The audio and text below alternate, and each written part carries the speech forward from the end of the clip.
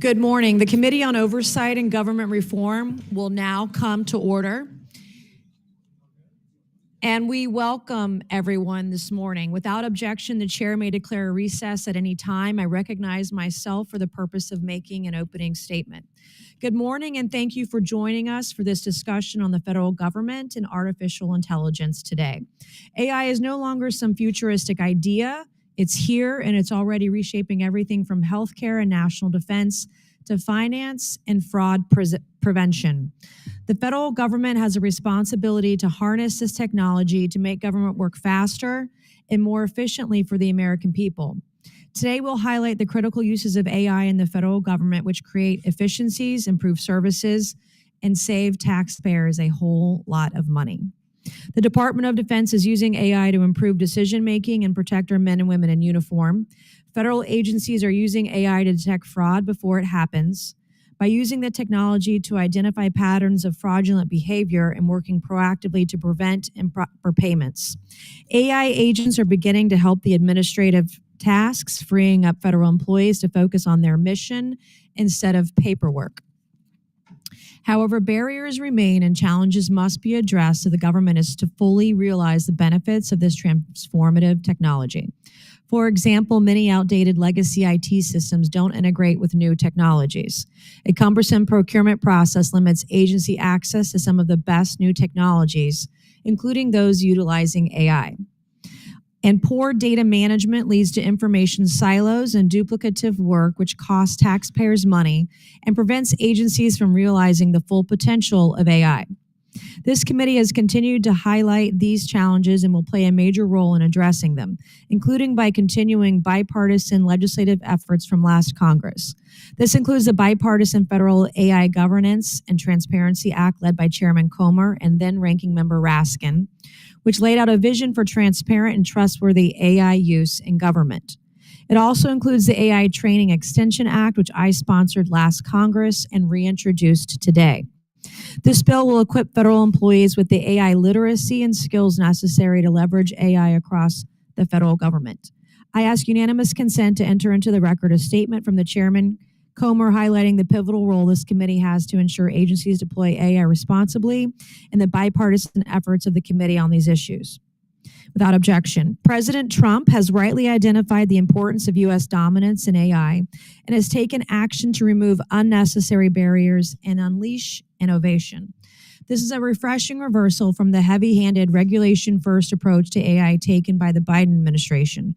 Last Congress, my subcommittee on cybersecurity, information technology, and government innovation held multiple hearings on the disastrous impacts of overreaching policies, and I was relieved to see the former President Biden's AI executive order rescinded on day one. This was a critical first step, and since then, the White House has directed agencies to prioritize the deployment of AI and improve procurement processes to eliminate barriers to the federal government's use of AI.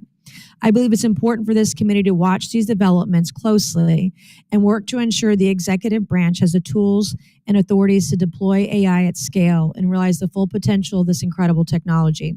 I want to thank each of our witnesses this morning for sharing their time with us today, and I look forward to hearing from each of you. I also want to thank my colleagues from the other side of the aisle who showed up in great number this morning, too. I appreciate your interest in this topic. This has been a bipartisan topic for this committee.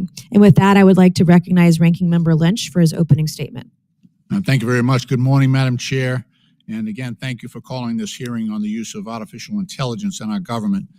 Optimizing the federal government's use of technology has long been a bipartisan priority of this committee.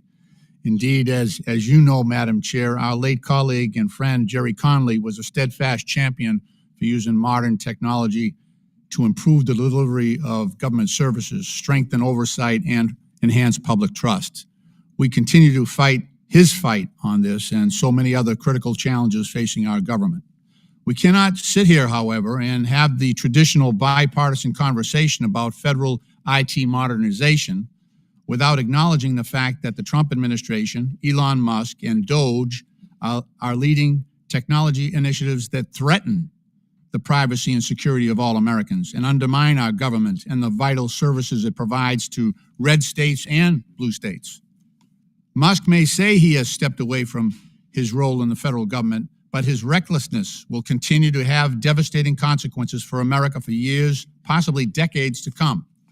Today, we'll work to better understand the disaster and danger the Trump administration has created by turning our government over to his biggest campaign donor and people who are more interested in self-enrichment than public service.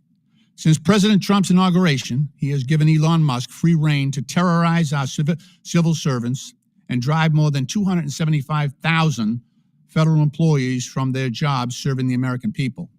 His Doge team has done this so capriciously that they have had to go back to people that they originally fired and beg them to return to their jobs, serving our veterans, maintaining our nuclear stockpile, and fighting bird flu.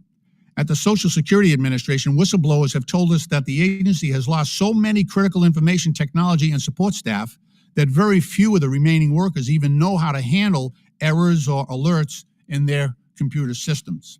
This could mean missed checks and millions of seniors and people with disabilities losing access to their financial lifeline. While they purged the federal government of expertise, Elon Musk and Doge reportedly fed sensitive government data, including America's private personal information, into unvetted and unaccountable AI software. They also reportedly deployed Musk's own generative AI chatbot called Govt to consume government data and assist with sensitive government decisions. Govt has even been deployed onto systems at the Department of Homeland Security, despite the fact that it has not been approved for use. Musk has been operating without any oversight whatsoever while posing a very real risk of violating security and privacy laws, accessing confidential information about his competitors, and using valuable federal databases to turbocharge his own AI system, which would mean more money and more power for Mr. Musk. The American people deserve answers. Musk and Doge have put the most personal data of every American at risk. Cybersecurity experts like Mr. Schneier, who is here with us today, are sounding the alarm that the holes Doge has created in our national cybersecurity system are gaping and pervasive. And now, in this horrifying, insecure environment, the Trump administration wants to centralize all of Americans' data into one massive database, which would allow full spectrum surveillance of American citizens, making it even easier for bad actors to hack. And of course, they're contracted with a big private tech company owned by one of President Trump's billionaire supporters to do just that. 4 months ago, Democrats moved to subpoena Elon Musk to provide public testimony to this committee. At that time, our Republican colleagues complained that their constituents were calling them their offices and showing up to town halls to yell at them about Musk, while Americans' concerns have only deepened since then. From his erratic purge of the federal workforce to his exploitation of sensitive taxpayer data to the cybersecurity nightmare he's created and the horrifying surveillance state we fear, Musk has put the American people into a position where they demand answers from Elon Musk. I believe, too, that my Republican colleagues should have had some questions of their own for Mr. Musk. Recent allegations have left Americans wondering if he was potentially under the influence of drugs, while at the very heart of the Trump administration's most consequential and sensitive decisions. It is worth investigating whether one of President Trump's most influential advisors was under the influence of heavy drugs while upending hundreds of thousands of American lives, breaking government services beyond repair, and handing out death sentences for hundreds of thousands of innocent people around the world who relied on American foreign aid and medical care for survival, most of whom were children. If this doesn't move my Republican colleagues, maybe they just want to hear from Musk on why he called their bill to cut Medicaid and give tax breaks to billionaires. This is Elon Musk's words, a disgusting abomination and, quote, massive, outrageous, pork-filled congressional spending bill, or why he spent the last 24 hours leveraging his social media to, quote, kill the bill. Or maybe they want to know why Musk has said that his next round of firings might be targeted at them, Republican politicians who have not toed the line on Musk's priorities. Regardless of your motivations, Democrats and Republicans alike simply cannot allow Elon Musk to escape accountability for his actions. He's dismantled our government, endangered Americans, and weaponized public service for his own financial gain.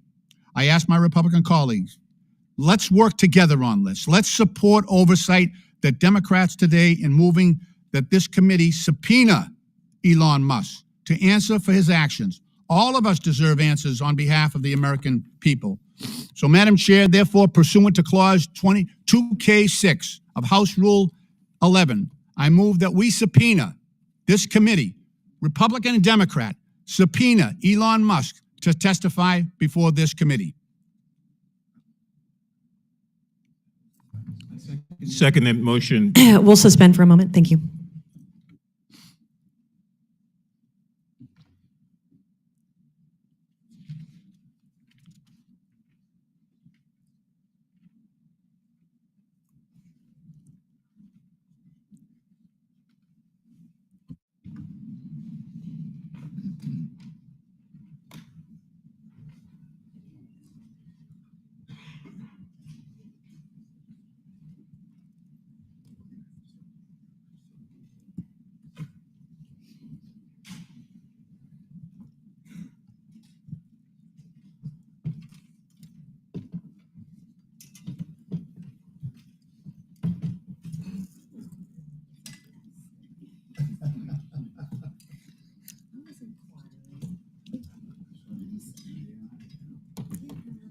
Man,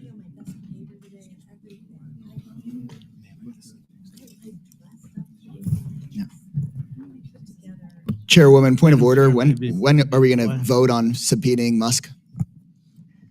We are doing a point of order right now with the parliamentarian. Madam Chair. Thank you. We are suspended. Madam Chair, may I be recognized? Yes, sir. Madam Chair, Mr. move to table the gentleman's motion. Okay, the motion is not debatable. As many as are in favor of tabling signify by saying aye. All those opposed signify by saying no. No. In the Madam opinion Chair, I of the ask chair, for a the recorded yeas vote. have it, and the motion to table is agreed to. The committee Ask will for a now recorded resume vote. consideration. Interesting opinion. Madam Okay, Chair, recorded Recorded vote. vote is requested. parliamentary inquiry. Okay, a recorded vote is ordered, and the clerk will call the roll. Okay, we're going to suspend to allow the clerk to get ready. Parliamentary We have, inquiry. yes, sir. Madam Chair, thank you. Is it the custom of the committee to shut down debate on such an important motion? This is not an inquiry. It's not an inquiry. We're suspended. Massachusetts mentioned that Mr. Musk was potentially This under is not the influence debatable of right ketamine, now. I love you. psychedelic It's not drugs, debatable right now. This is not a point of and- inquiry. and other But you look substances good in front according of the to- photos. You look according to great right this. now. You look good.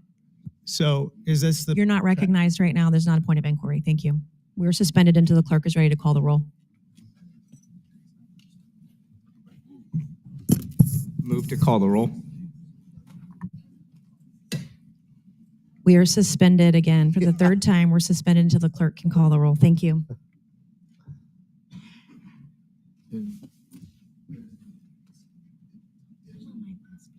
I know. How the job interviews are going. Which job? This year, that we're gonna get posted on how the job interviews are going for this year. Do you really want Elon Musk to come in here and answer your ass? You're Why don't we have a debate on this? Why don't you sit down, take the mic, and we'll have a debate on this. Let's debate.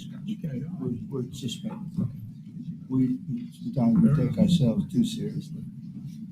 You know, I have a pretty good sense of humor. Yeah, and I always bring it to the table. Yeah. So, I think we have engaged somewhere on Jerry.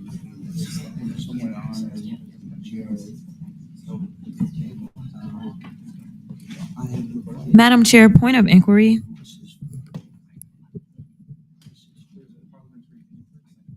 Right. Okay. Yes, ma'am. Is the clerk here? The clerk is here and preparing to call the roll. Okay. Thank Can you. you explain exactly what preparing requires? She has to get paperwork. She has to get seated. She has to do all that. Thank you. She sure does. Yes. Or you guys have to find your members who didn't attend the hearing. That's probably more likely.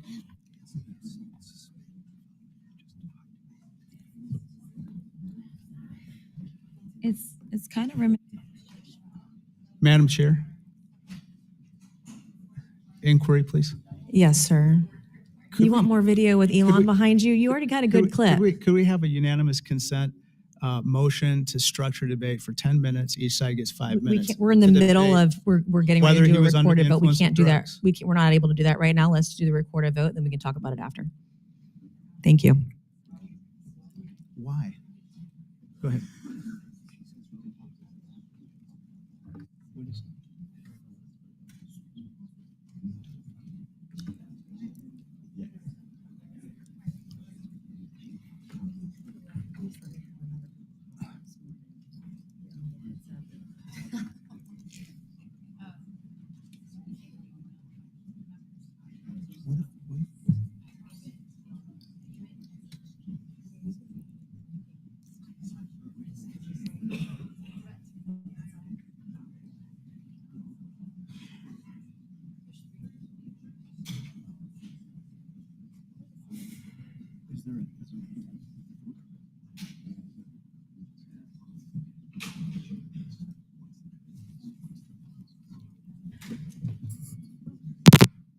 parliamentary inquiry. Yes, ma'am. Do we have an assistant clerk that can move maybe a little bit faster? We have a room full of people. This is not an inquiry, thank you. It was a question. Do we have an assistant clerk? It's not a parliamentarian inquiry, so no, we're not having this debate. But it is a point of order. It's not. We'll check This the is not, parliamentarian. a motion to table is not debatable, thank you. We're not debating that. It's not, We're we asking weren't about the asking for a clerk. point of order. Would the parliamentarian rule on a point of order? Is the parliamentarian The here? gentleman must state his point of order. It was the gentlelady's point of order that was overruled because it was determined that it was not a point of order when in fact it is. I think that she should be allowed to. She stated it was an inquiry, not a point of order, my recollection. But if she would like to restate it, that's fine. Madam Chair, point of order. Yes, ma'am. Do we not have an assistant clerk who can make sure that we can continue to do the business in an efficient way in oversight? Because it is historically never taken this long for the clerk. We're going Call through the the roll. process right now, and we'll have a recorded vote as soon as we're able to.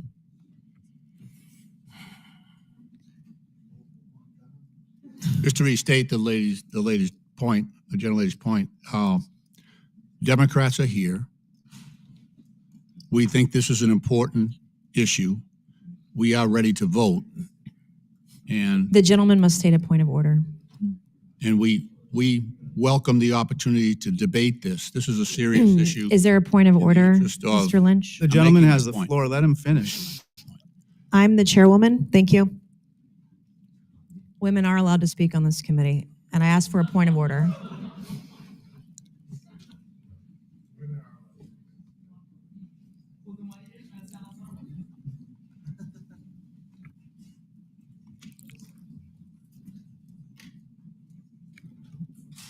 Point of inquiry. Can we just, Madam Chair, point of inquiry? As a woman. I know, I should hopefully, I get to speak. Yes, ma'am.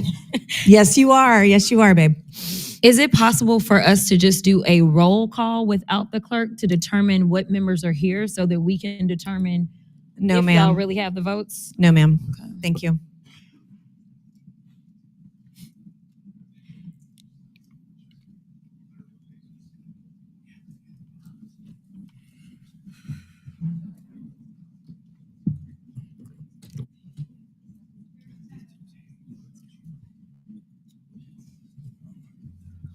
For those of you watching at home, the Republicans are not in the room, so they're trying to find their members so that they can. You are not recognized, Ms. Stansberry. Thank you. You can be quiet now. Neither are any of your members because they're not in the room. Thank you.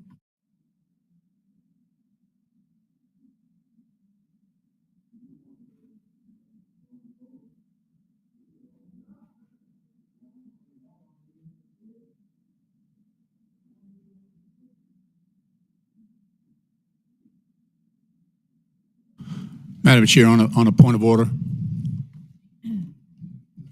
Democrats have a clerk that is available to make to record Okay, our vote. Mr. Lynch, the chair will not entertain points of order regarding the propriety or expediency of a proposed course of action. This is my final ruling on such points of order. Thank you. Madam Chair, a point of inquiry then.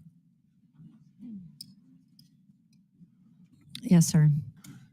Would it not be permissible to have the Democratic clerk record the vote and to begin it now? No, sir, it's not. Thank you.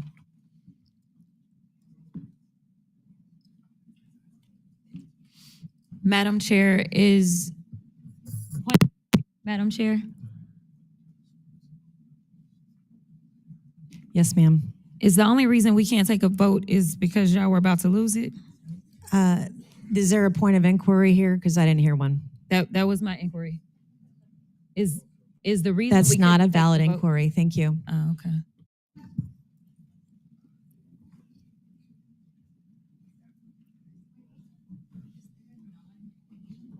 I have a point of inquiry, Madam Chair. I was just wondering, sir. Being new to this committee, what's the basis or rule on which you are overturning, not allowing the Democratic clerk to start the vote? We have our own clerk. Move to adjourn. That's why. Is that based on a rule or? It's based on the fact that you guys lost the election because of your crazy policies. You guys don't control the chamber. Is that in the rules?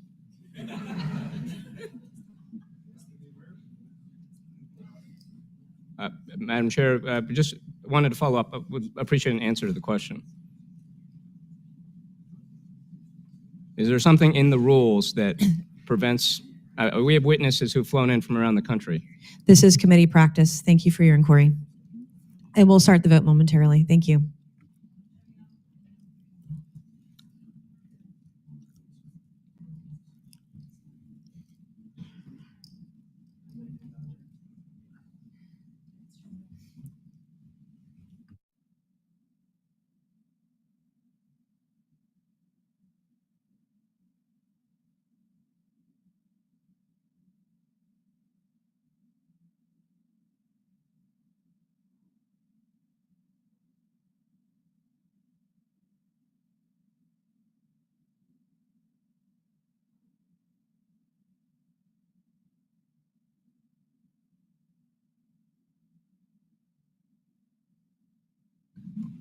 Madam Chair, just a point of inquiry. It has now Yes, sir. been it has now been 10 minutes, and this motion is simply to bring Mr. Musk forward so that we can ask him questions on behalf of the American people. I think the Democratic position has been very reasonable, very deliberate. You've got a The lot. motion is to table and there's no debate. Thank you, Mr. Lynch. Right.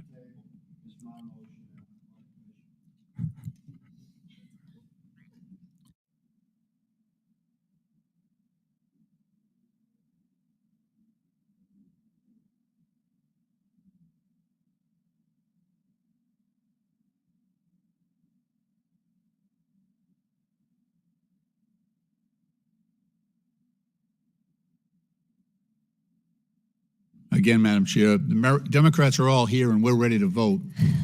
It is now 11 minutes. You're not recognized, but you do look good for your clips later for social Well, media thank with you. the I with appreciate Elon that. and all the words behind it. It looks good. Appreciate The it. blue is good with the red. I color. appreciate Looks that. good. Thank you. Thank you. Really appreciate that. Thank you. Madam Chair, parliamentary inquiry, in a minute, will it be another minute? Probably 12, right? Could be. It's debatable depending on the math, I suppose.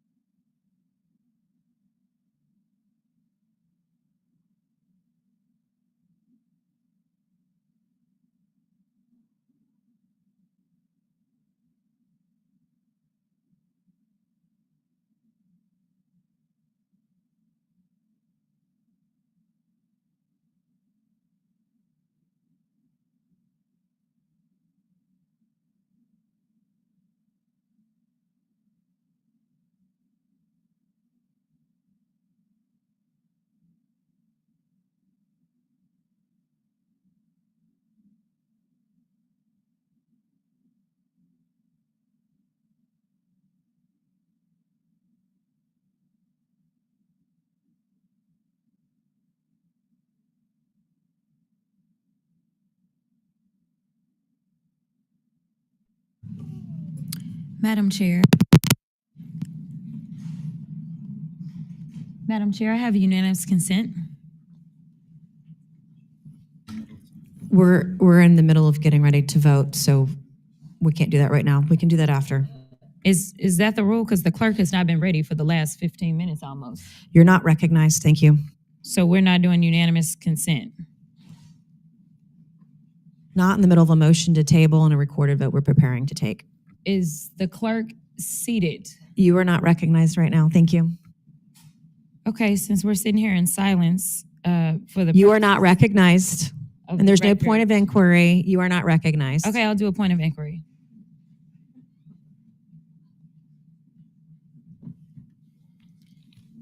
Okay. I am seeking an inquiry to determine whether or not it is okay to put it into the record that at the time that this motion was called, only Mr. Gosar, Mr. Grothman, Mr. Higgins, Mr. Fallon, and Mr. Crane, along with yourself, were the only Republicans that were actually in the room. This is not a real point of inquiry. You're not recognized on it either. Thank you.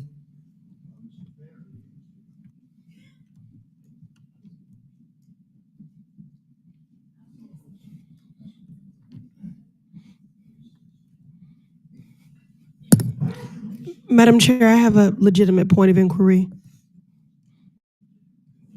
Madam Chair. Madam Chair, I have Is a it for legitimate- real this time? Oh, no, it's very legitimate, very for real. How much taxpayer money are Republicans wasting while delaying this vote to subpoena? That's not a legitimate point of inquiry. It's very legitimate to the American not- people. Thank you. It's not. Very You're legitimate not to the recognized. American people. It's not, and you're not recognized on it. Thank you. Madam Chair, parliamentary inquiry.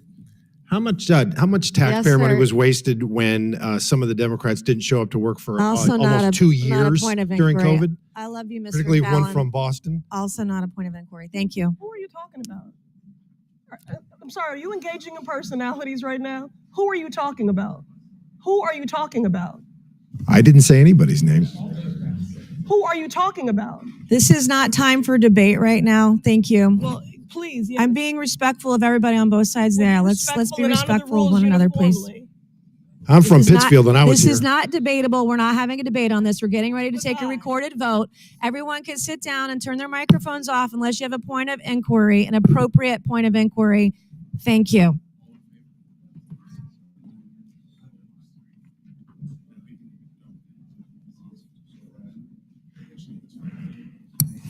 To be on the House floor eulogizing a black woman dying in Georgia because of your policies.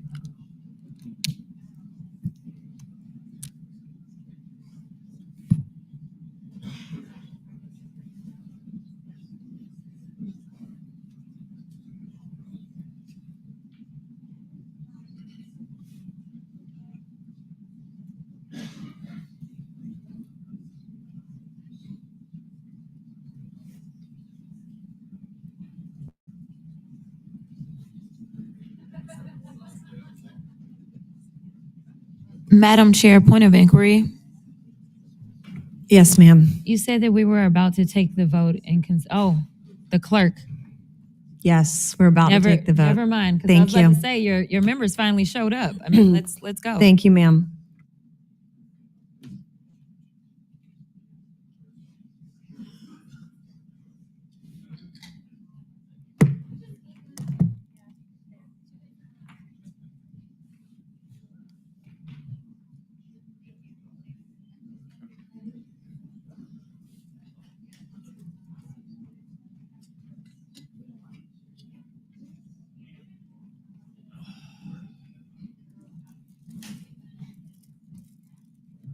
How's it going?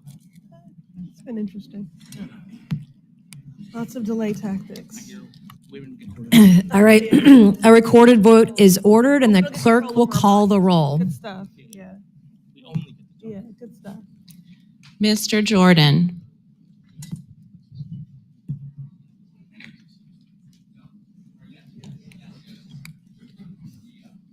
Mr. Jordan votes yes.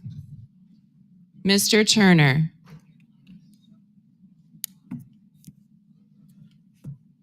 Mr. Gosar.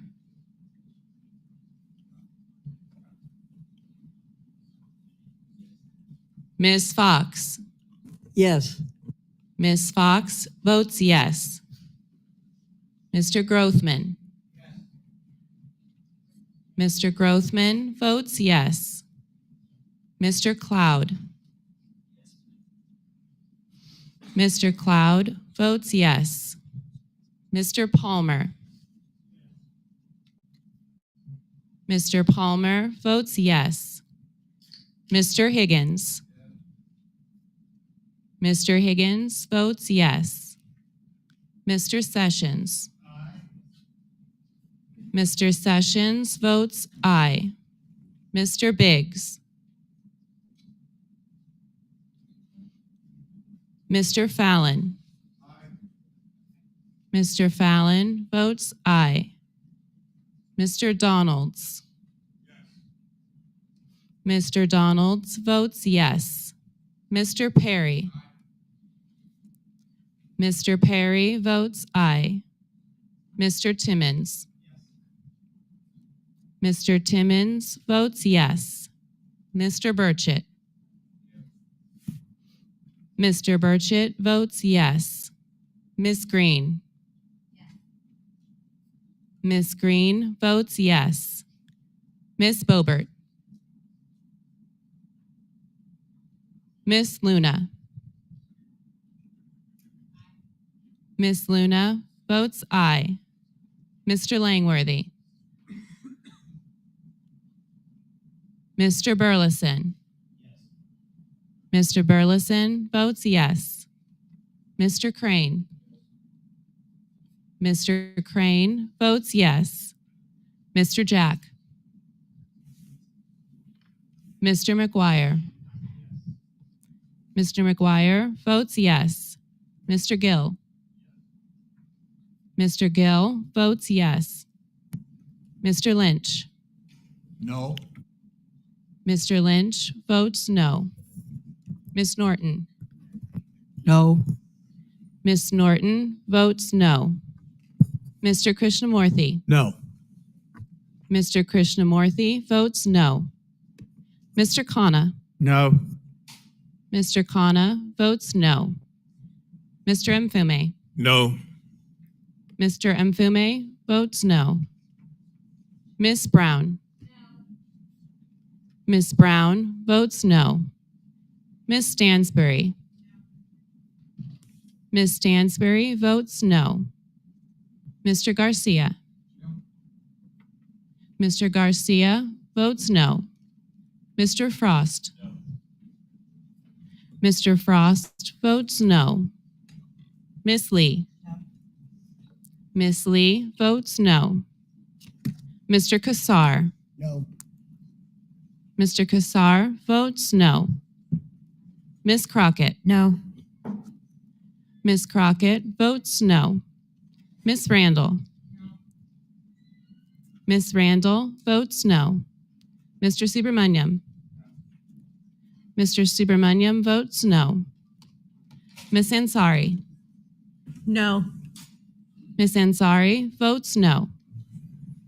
Mr. Bell. No. Mr. Bell votes no. Ms. Simon. Ms. Simon votes no. Mr. Min. No. Mr. Min votes no. Ms. Presley. No. No. Ms. Presley votes no. Ms. Tlaib. Madam Chairwoman. Aye. Madam Chairwoman votes aye. And how is Mr. Biggs recorded? Mr. Biggs is not recorded. Mr. Biggs votes aye. And how is Ms. Boebert recorded? Ms. Boebert is not recorded. Ms. Boebert votes aye.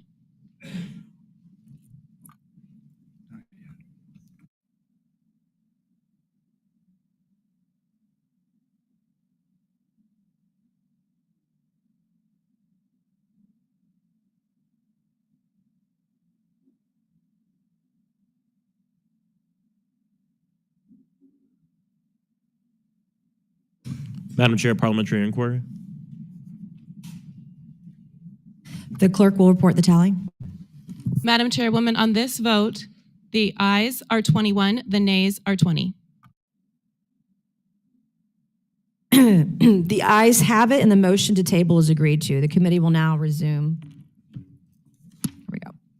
Okay, I now request unanimous consent that Representative Mouskowitz of Florida and Trahan of Massachusetts will be waived on to today's hearing for the purpose of asking questions, and without objection, so ordered. I'm pleased to introduce our witnesses for today's hearing. Our first witness today is Mr. Ili Barakhtari, the president of the Special Competitive Studies Project. Our second witness is Mr. Bhavin Shah, founder and chief executive of the AI company MoveWorks. Our third witness is Ms. Linda Miller, former deputy executive director of the Pandemic Response Accountability Committee and founder of TriClat. Our fourth witness is Mr. Adam Thierer, senior research fellow at R Street Institute. And our fifth witness today is Mr. Bruce Schneier from the Harvard Kennedy School. We welcome everyone and we're pleased to have you here this morning. So pursuant to Committee Rule 9G, the witnesses will please stand and raise your right hands. Do you solemnly swear or affirm the testimony you are about to give is the truth, the whole truth, and nothing but the truth, so help you God? Let the record show the witnesses all answered in the affirmative. We appreciate all of you being here today and look forward to your testimony. Let me remind the witnesses that we have read your written statements and they will appear in full in the hearing record. Please limit your oral statements to 5 minutes. As a reminder, please press the button on the microphone in front of you so that it's turned on and the members up here can hear you. When you begin to speak, the light in front of you will turn green. After 4 minutes, the light will turn yellow.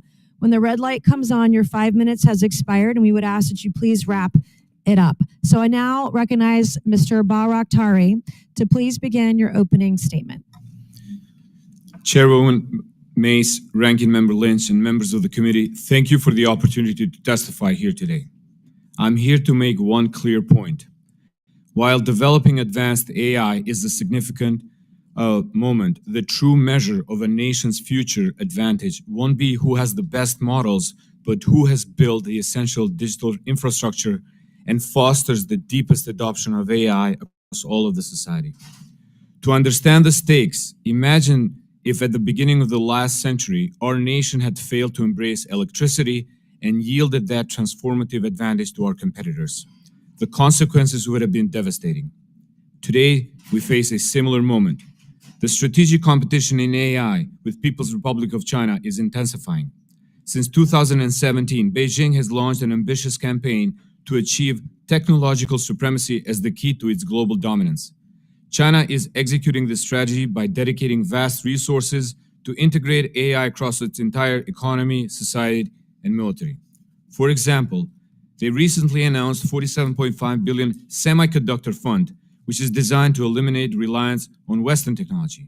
They are on track to surpass the US in raw R&D spending, having already tripled their investments since Xi Jinping came to power in 2012 to $500 billion in 2024. This is all built on dominant infrastructure, including more than 60% of the world's 5G base stations. This entire effort is backed by state-sponsored cyber espionage, and intellectual property theft designed to acquire and weaponize advanced technology. While the United States still leads AI in research, our primary disadvantage is the slow adoption of these breakthroughs. We are hampered by bureaucratic inertia, outdated IT infrastructure, and a lack of AI literacy in the workforce. Overcoming these barriers is the key to winning the global tech competition. To secure our leadership, the United States must take decisive action in the following areas. First, we need to establish a high-level technology competitiveness council at the White House, modeled on the approach we took for the space race to coordinate a unified national strategy and drive rapid AI adoption across the government. Second, we need to significantly increase our investment in AI infrastructure by doubling non-defense AI R&D spending to $32 billion over time and codifying the national AI research and resource. Third, we need to launch a comprehensive national talent strategy to make the U.S. the magnet for AI experts. This means eliminating green card caps for the top STEM talent and promoting AI literacy throughout our educational system. Fourth, we must overhaul the federal procurement process to rapidly integrate cutting-edge AI from our most innovative companies. Lastly, we must strengthen our global alliances in AI, 5G, and cybersecurity to ensure the resilience and security for us and our allies. The bottom line is this. This is not just a competition of invention, but of adoption. It's about who can set the rules for the future. We have faced moments like this before. From the space race to the digital revolution, our nation's greatest strength has always been our ability to unite our vision with decisive action. By embracing this challenge together, across government, industry, and academia, we will not only secure our leadership, but build a more prosperous and secure future for all Americans. Thank you, and I look forward to your questions. Thank you. I'll now recognize Mr. Shah for his opening statement. Chairwoman Mace, Ranking Member Lynch, and distinguished members of the committee, thank you for the opportunity to testify on government use and procurement of AI. I am Bhavin Shah, CEO and founder of MoveWorks. MoveWorks is an enterprise AI company that has spent 9 years successfully helping some of the world's largest organizations to use AI to transform their operations. Today, we face a moment of national importance. The question before us is not whether the federal government should adopt AI, it's whether we will lead or follow. Before we talk about the procurement hurdles that we have faced, let me explain to you what MoveWorks does. MoveWorks transforms how organizations support their employees. We do this through an enterprise AI assistant, and employees interact conversationally with the assistant in a chat-based interface. They can get IT support, ask HR questions, and find company information. But the assistant is not just for looking up information. It can also be used to take action, such as scheduling time off or obtaining software licenses. Behind the scenes, our platform integrates with all of an organization's technology systems. Because the AI assistant is a single unified tool, employees no longer have to log in and out of multiple systems to get work done. Organizations can extend the system to simplify and accelerate their most complex business processes, all done safely and securely while respecting permissions. We do this work by combining top-tier language models like OpenAI's GPT-4, Meta's Llama 3, as well as other models from Google's DeepMind, Microsoft, NVIDIA, just to name a few. We put these together with our own enterprise-specific models, all governed by enterprise-grade guardrails, including fact-checking, citations, and security filters. The result is AI that understands work context. It handles complex business processes safely and effectively, and follows industry-leading data protection and privacy approaches. Today, MoveWorks serves 5 million employees across 350 organizations, including major companies like Broadcom, Marriott, and CVS Health. We're also used by a number of local governments, such as Scottsdale, Ventura, and Durham County. In addition, government contractors like Leidos and Northrop Grumman use MoveWorks to make their businesses more efficient. We've seen firsthand how AI drives measurable results. Honeywell reduced IT help desk requests by 80%. Broadcom scaled from 10,000 to 50,000 employees without increasing service staff. And the city of Glendale achieved a 514% return on its AI investment. Our experience positions us uniquely to understand the federal government's complex requirements. The federal government has an unprecedented opportunity. You can leverage AI for efficiency. You can achieve cost savings. You can improve employee experience. And most importantly, you can therefore improve citizen services. We've engaged with agencies across the government and consistently see enthusiasm for AI adoption. But that enthusiasm has not translated into government procuring AI products like MoveWorks.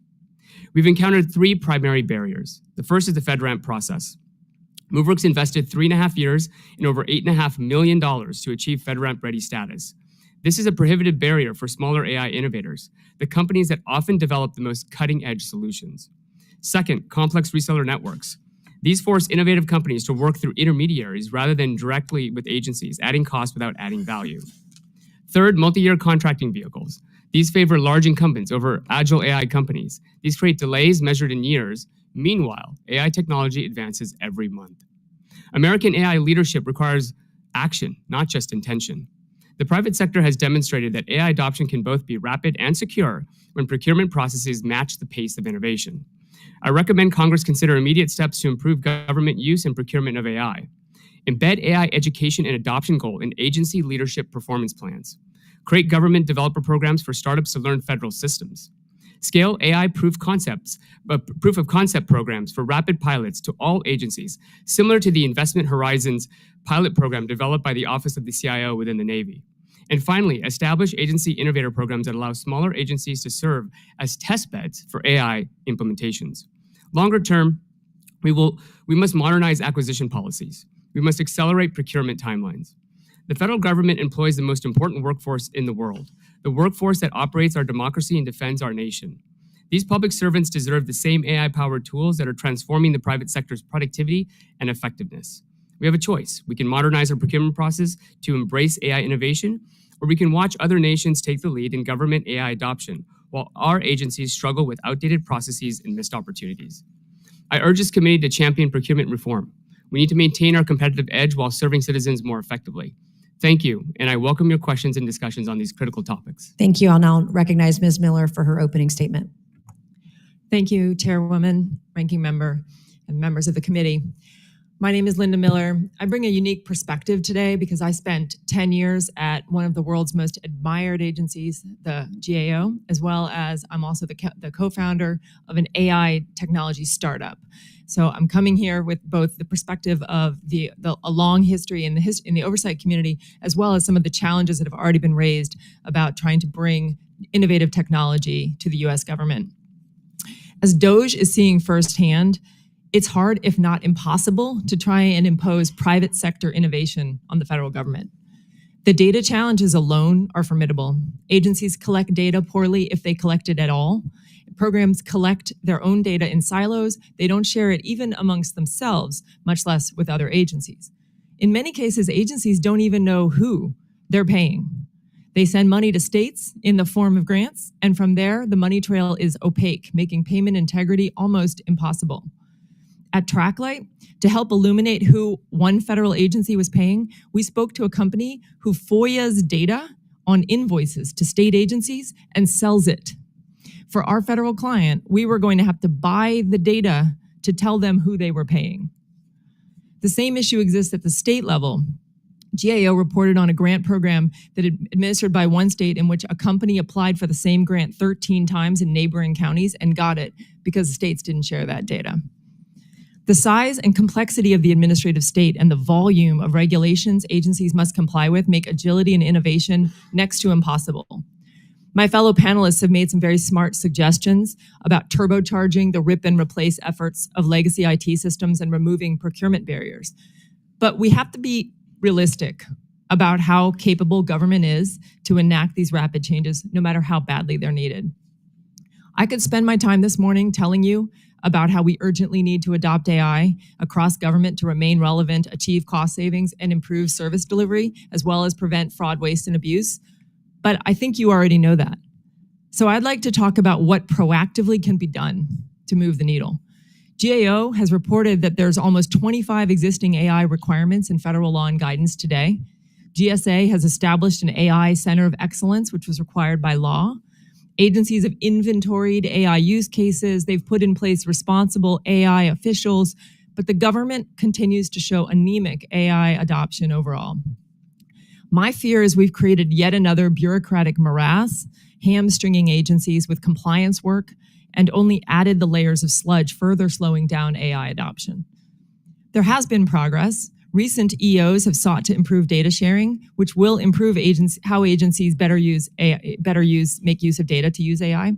And GSA's FedRAMP overhaul is a step in the right direction. I completely agree with Mr. Shah. He spent $8.5 million trying to get FedRAMP certified and successfully getting FedRAMP certified. My small technology company is going to have to put out millions of dollars to do the same.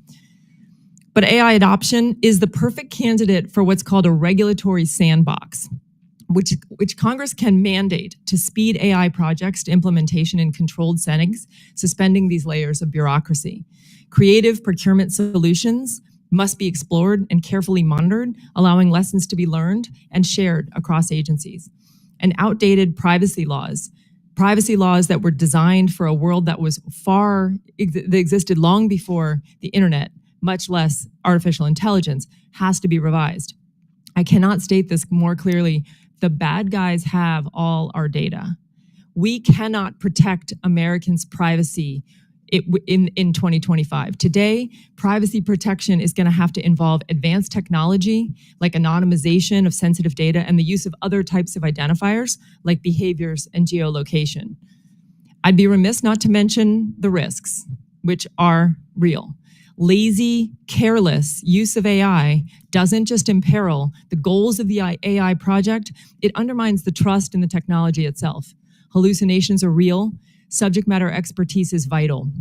Responsible AI is not just a buzzword. Humans in the loop means humans who are trained, knowledgeable, and paying close attention. This is not a set it and forget it tool. Now is the time to be bold. We can't change how government operates. Wholesale changes to legacy IT systems and the federal acquisition system will take years, but we can create innovative laboratories where AI projects can operate in proof of concept regulatory sandboxes in carefully controlled environments to start to show the art of the possible. I welcome your questions. Thank you. Thank you. I'll now recognize Mr. Thierer for his opening statement. Chairwoman Mace, Ranking Member Lynch, and members of the committee, thank you for your invitation to participate in this important hearing. My name is Adam Thierer. I am a senior fellow at the R Street Institute, where I cover emerging technology policy. My message here today focuses on 3 key points. First, there are meaningful benefits to governmental use of artificial intelligence technologies. Second, Congress and the Trump administration need to take steps to unlock those benefits by accelerating the modernization of government systems and policies. Third, we must appreciate the connection between broader AI regulation and the benefits the government itself can accrue from these systems. While the federal government is already integrating AI into systems and processes, progress has been slow, and there needs to be more urgency to tap the many benefits that AI can offer. The bipartisan House Task Force on Artificial Intelligence report from last December noted that, quote, each year the federal government spends over $100 billion on information technology and cybersecurity. Approximately 80% of this spending goes to operating existing legacy systems that are typically outdated and underpinned by archaic software and hardware components. AI can help address this persistent problem. Last year, the U.S. Chamber of Commerce released a study on how improved IT processes and aid agencies already help to, quote, modernize infrastructure, enhance citizen services, improve national security, and foster innovation, and unlock significant long-term cost savings and efficiencies along the way. Doing more with AI could generate even broader benefits. Accenture estimates that by tapping AI systems, federal agencies could unleash, quote, a productivity windfall for the U.S. government worth up to $532 billion annually by 2028. Just earlier this week, the UK government reported that a new trial of AI tools revealed how civil servants who use them freed up 2 weeks a year in working time, and 82% of them said they wanted to continue to use AI tools to boost their productivity. AI tools can be particularly helpful in simplifying paperwork and procedural hassles. AI has already been used to improve public records management at many different agencies, including document declassification and Freedom of Information Act requests. AI can also help streamline specific regulations and make them more cost-effective to ensure greater value to taxpayers.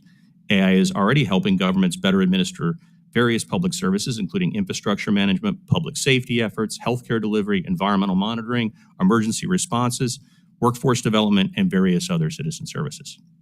As Congress and the executive branch look to continue to clear a path to efficient government AI uptake, the focus should continue to be on addressing barriers to implementation through 5 main priorities.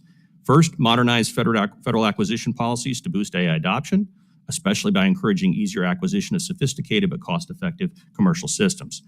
Second, streamline paperwork and use requirements associated with federal AI contracts and deployments, especially for small businesses and open source providers. Third, ensure government data sets are AI ready and interoperable such that the public, researchers, and other organizations can more easily benefit from them.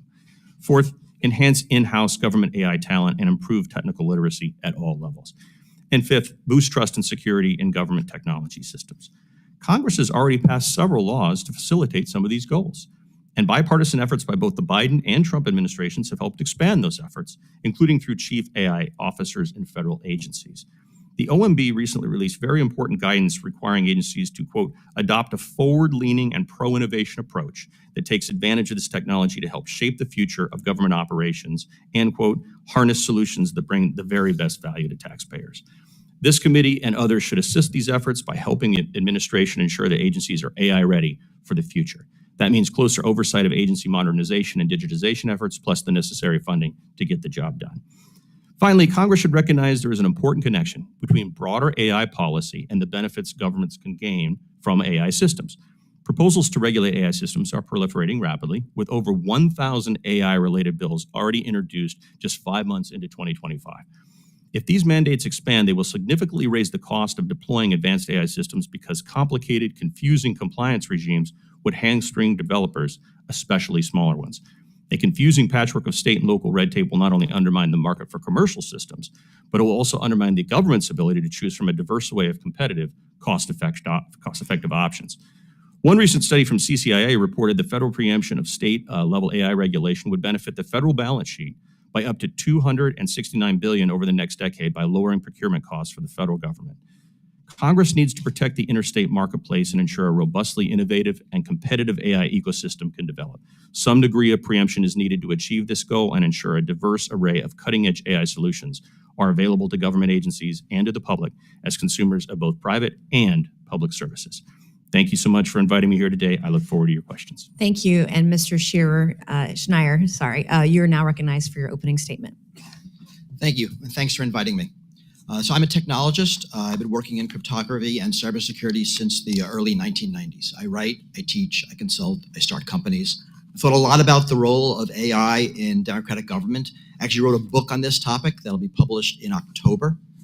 Previous four speakers have talked about the promises of this technology. I want to talk about the national security implications of the way our country is consolidating data and feeding it to AI models. Chairman Connor said in his statement about this hearing that he wanted to unleash AI responsibly while protecting the interests and rights of all Americans. DOJ's actions do exactly the opposite. Over the last few months, DOJ's affiliates have spread across government. They are still exfiltrating massive US databases, processing them with AI, and offering them to private companies such as Palantir. These actions are causing irreparable harm to the security of our country and to the safety of everyone, including everyone in this room, right, regardless of political affiliation. This unprecedented security risk is a result of two things: DOJ's sloppy cybersecurity regarding our data and regarding the networks they've accessed, and also the over-trusting of AI, current technology, to take over human tasks. You all need to assume that our adversaries have copies of all the data DOJ has exfiltrated and have established access into all the networks that DOJ has removed security controls from. And your data can be used against you. Right? Consider the coercive power of your financial records, or your medical records, or the government clearance form you filled out. Whoever you think of as your enemy, or an enemy of the United States, they can use this data to coerce you, or a family member, or a member of your staff. And this is true for any elected official, or CEO, or police officer, or judge, or nuclear power plant operator. Like, really, it's true for everyone. The more powerful you are, or the more critical your role, the more likely it is that someone will seek to use your data against you. There's also a military concept called preparing the battlefield, which are the things that you do into the enemy in peacetime to make wartime easier. So China hacking backdoors into our power grid is an example of that. And preparing to use our data against us is another. So you should assume that any significant military action against the United States will start with every general's bank account being zeroed out. And maybe your bank accounts being zeroed out, because there's nothing more distracting than your distraught families. Data is power. any entity, government or corporate, that holds individual data has the ability to understand, predict, even manipulate behavior. This is Facebook's business model. Our government collects incredibly intimate data about Americans, but its power is limited by how that data is organized. There was security in our data being spread amongst different government agencies, with different rules governing use and sharing. Using AI to reason across disconnected data stores represents a massive increase in government power and therefore a security threat. DOJ's sloppy security practices also means we can't trust the data they're using. Did they make copying mistakes? Did some adversaries slip in bad data? Remember that nonsense about 150-year-olds collecting Social Security? That was someone misunderstanding how the data was encoded. Our adversaries are certainly capable of penetrating the security of any of the companies that DOJ gave our data to, and just as capable as poisoning our AI systems. Data integrity is vital, and good AI fed with bad data makes bad decisions and is untrustworthy. Irreparable damage has already been done, but the damage is ongoing. 2015, China hacked OPM, stole data about all federal workers. That was a major security breach.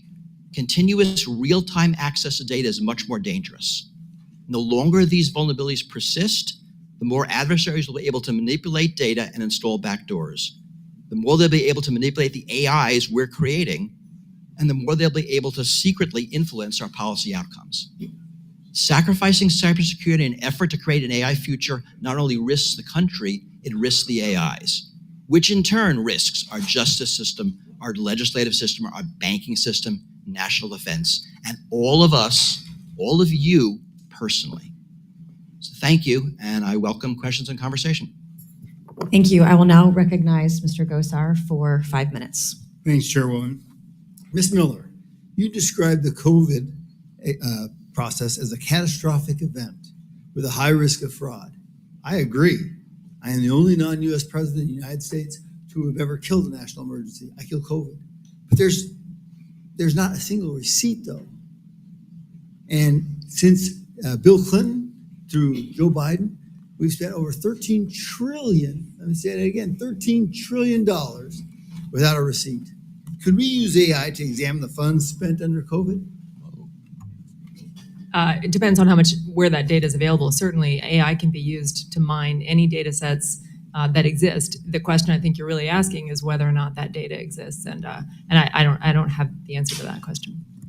Well, I hope that we'd have some database because we have a record of where it went supposedly. So Well, yeah. So we have a record of where a lot of the spending went, and of course, the Pandemic Response Accountability Committee, the organization that I helped lead, has a lot of that data on their website about where money was spent during the pandemic.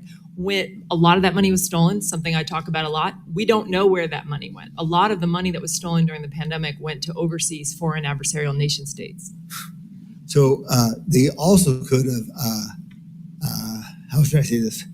If they were recouping, my understanding there was over 2,000 cases in Arizona alone that entities or individuals were actually sued by the government to get it back, resulting in compensation of over $300 million. We could use that as well if it disappeared. Once again, it's based on the data, right? Yeah, it's based on the data. I don't think I'm qualified to answer that. Thanks. Okay. Mr. Shaw, you talked about our procurement system. Boy, it's broken.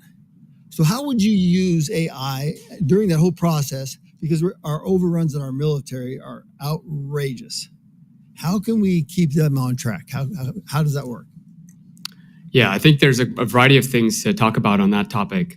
One, you can use AI to help with the procurement process itself in terms of analyzing vendors, summarizing, submissions, generating use cases and requirements for the different agencies that are looking for new technology. But I think before that, we need to sort of create an environment where these new technologies that can be applied to procurement or anything else in the US government can make their way into these agencies.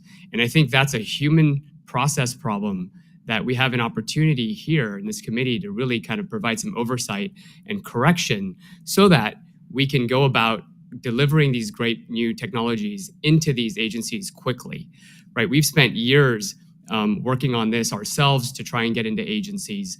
But if you look at a lot of these procurement, sort of processes, they're multi-year, they're outdated from the 1990s, where essentially, you're thinking about installing software on some server rack that's going to last 5 years, and then it might take 2 years to actually go through the procurement process. This is untenable for young companies who have limited cash, limited capital, who want to be able to monetize their investments and especially help the U.S. government move quickly. So could you use something like a blockchain? See, I'm not a techie. I got questions. Could you use a blockchain to kind of utilize some type? I see you. I'll come back to you in a second, but I want Mr. Shaw. Is there some kind of technology that will help preserve some of this data or save us? So we do not deploy blockchain technology for our solution. We focus squarely on what employees can benefit from when it comes to using AI to be more productive. So I'm unfortunately not able to answer how blockchain could be used here, but generally speaking, technology has been shown in the private sector to have tremendous impacts on their efficiencies and their ability to stay ahead and to lead in the industry. Yes, Ms. Miller, I got one more question for you. Could you use AI to audit Medicaid, Medicare, and comparisons with hospital versus hospital? Yeah, that's a very, very good use case for AI, because you can look at, there's a lot of claims data and there's a lot of information on providers, and you can look at all that data using AI very quickly and identify patterns that look suspicious.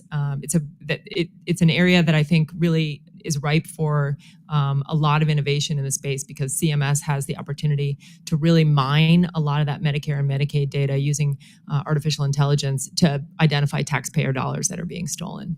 Gotcha. Well, I'm out of time. I yield back. Thank you. I'll now recognize Mr. Lynch for 5 minutes. Thank you, Madam Chair. Mr. Bakhtari, you mentioned in your testimony the value of educating AI literate workers, right? And Mr. Shah, I think you alluded to the same thing. About 25 years ago, I co-founded a charter school in Boston, a public charter school. And what we did was we saw that most of the jobs were being created were in math and science and STEM-related industries. So we created this school that doubled or tripled the amount of educational time that students would be exposed to math and science. It's worked very, very well. Those students score very, very high on math and science in the MCAS.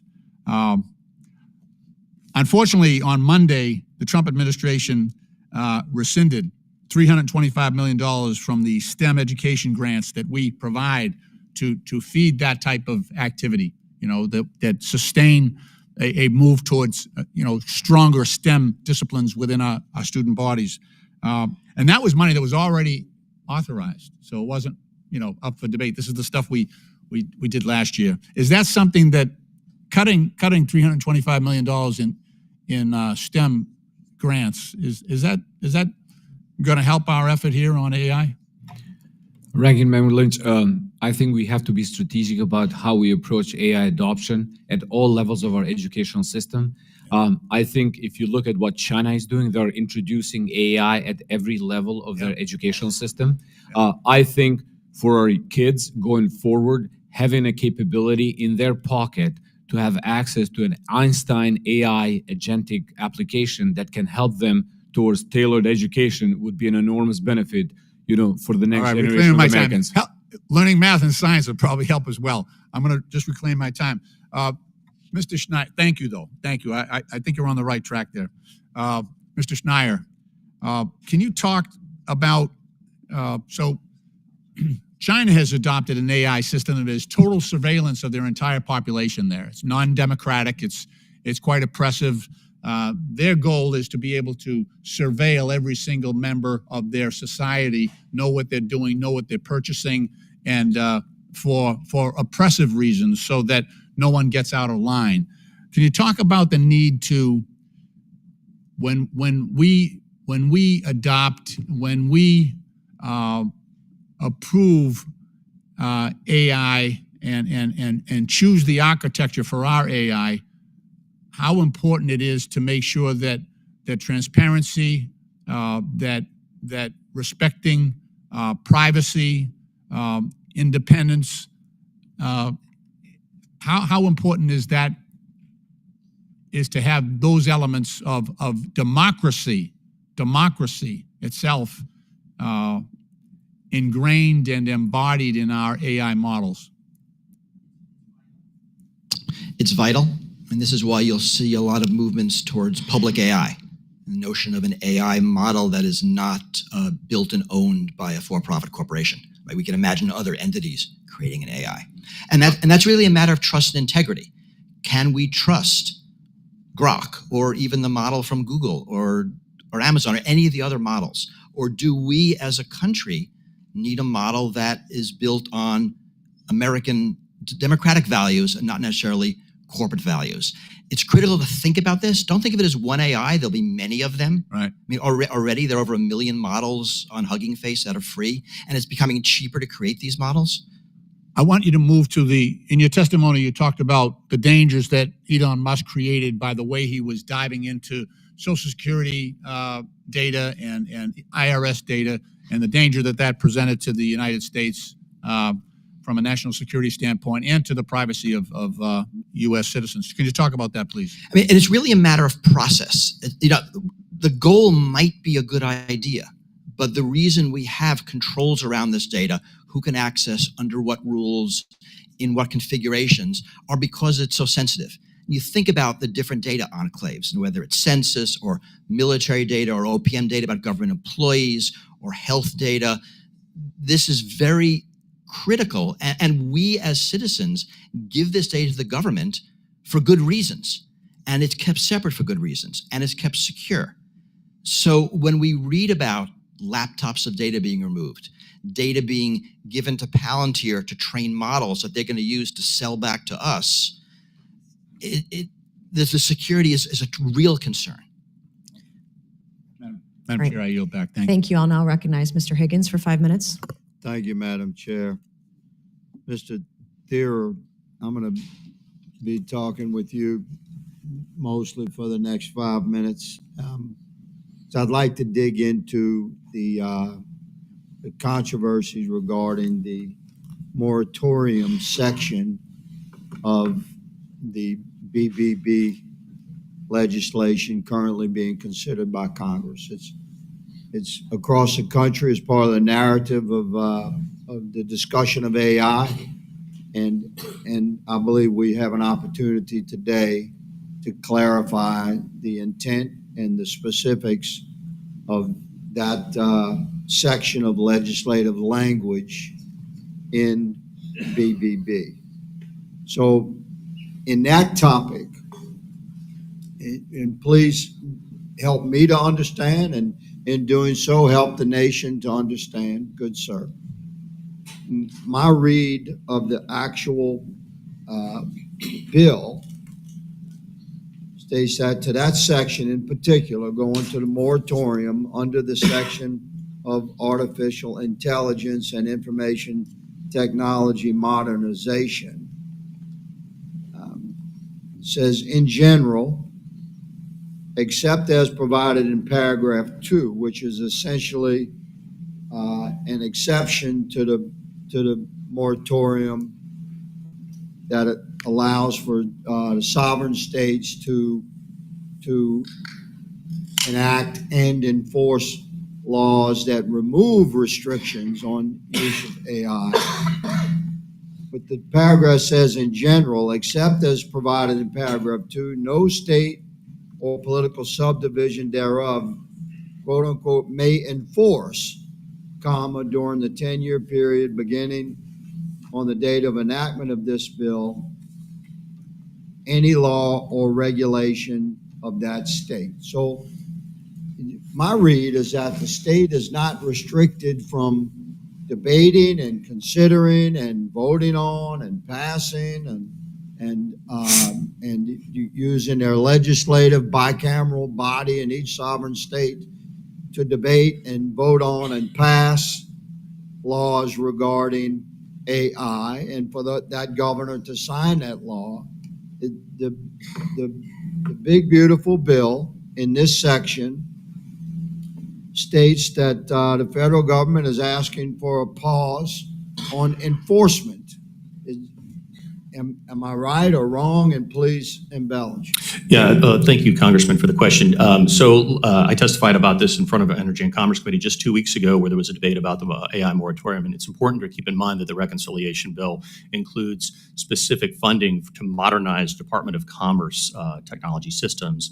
And there's a concern among members about exactly how that can happen if there's a whole host of conflicting laws at the right. state And the so-called level. moratorium is under that section. That's correct. Please continue. And so therefore that would prohibit certain AI specific types of regulations at the state and local level. It Again, would prohibit the enforcement yes, of state authored regulations. that are AI specific regulations. It's very specifically says that laws of general applicability are not to be covered by this, also criminal activity not covered. And so there are some important exceptions to this, and states are going to be free to continue to act on a lot of these different things. So but this it's- moratorium, in the interest of time, just to clarify for the country, sir, this moratorium does not restrict the sovereign state's right to debate, vote on, and enact new AI legislation within that state. It's the moratorium is asking the states to recognize that AI by nature is interstate commerce. And under this section for modernization of the Commerce Department of the reconciliation bill, we're stating that the states should refrain from enforcement of new AI laws. Is that correct? Yeah, yes, Congressman, and specifically what you said about protection of the interstate, the national marketplace is really crucial, and it reflects the broader consensus of Congress going back over the last 30 years about the internet and technology more broadly, that there does need to be somewhat of a national framework and make sure that we don't have a parochial patchwork that will interfere with the free flow of algorithmic commerce and speech. Okay, that was a 6 seconds. squared away explanation. I thank the gentleman. Madam Chair, I yield. Thank you, Mr. Higgins. I will now recognize Ms. Norton for 5 minutes. Thank you, Madam Chair. Government must leverage the best technology possible to meet the ever-changing needs of the people it serves. From the creation of the National Postal Service to the discoveries that led to the internet, the federal government has a long history of embracing new technology to better deliver for our constituents. But our North Star must always be service to the American people, not tax breaks for billionaires or backroom deals to benefit the richest man in the world at public expense. As we discuss the use of artificial intelligence in government, we must have people at the center of the conversation, including the people we represent and federal workers who serve our country. AI is a tool that can empower our public service, but it is not a substitute for passionate and committed federal workers. Ms. Miller, can AI alone replace federal workers? Absolutely not. No, the implementation of AI, it's very important when we think about building AI tools that we're building them with the people that we need that will use them. AI is talked about a lot as something that's going to replace people. I'm a strong advocate in using AI to automate routine processes and repeatable processes and free up people to do more high-level, high-skilled work. And so I absolutely do not believe that AI should be doing the work of the public servants. I believe that AI should augment that work and that we should work with public service as we put in place AI tools. Thank you. Elon Musk and the Department of Government Efficiency has gutted so much of the federal workforce, firing tens of thousands of people under the guise of greater efficiency. But Americans know better. They see the negative impacts every day. As a direct result of the interference with Social Security administrations, senior citizens now face 98-minute wait times to speak with customer service crowded lobbies at field offices, and being turned away from scheduled appointments because the agency simply does not have enough employees for its mission. Poor customer service is not efficiency. It is failing to uphold the government's responsibility to our constituents. Now the Social Security Administration wants to cut an additional 7,000 employees and somehow use AI to handle calls from seniors. That does not work, because I know that when my constituents have a problem with Social Security, they would rather talk to a person with a computer, talk to a person than a computer program. The Department of Government Efficiency cuts are wreaking havoc on our communities, and it will take years to clean up the mess Elon Musk has left behind. Thank you, and I yield back. Thank you. I'll now recognize Ms. Fox for 5 minutes. Thank you very much, Madam Chairman. And thanks to our witnesses for being here. Mr. Thier, the Trump administration has expressed a goal for the United States to maintain its dominance in AI. Why is it important for the United States to maintain its dominant position in AI? Thank you for the question, Congresswoman. As you've heard here today from several witnesses, we're in a serious race with China and the Chinese Communist Party for AI supremacy globally. And the broad-based ramifications of who wins that race are significant for not just our geopolitical security, but also our values broadly as a nation and for the world.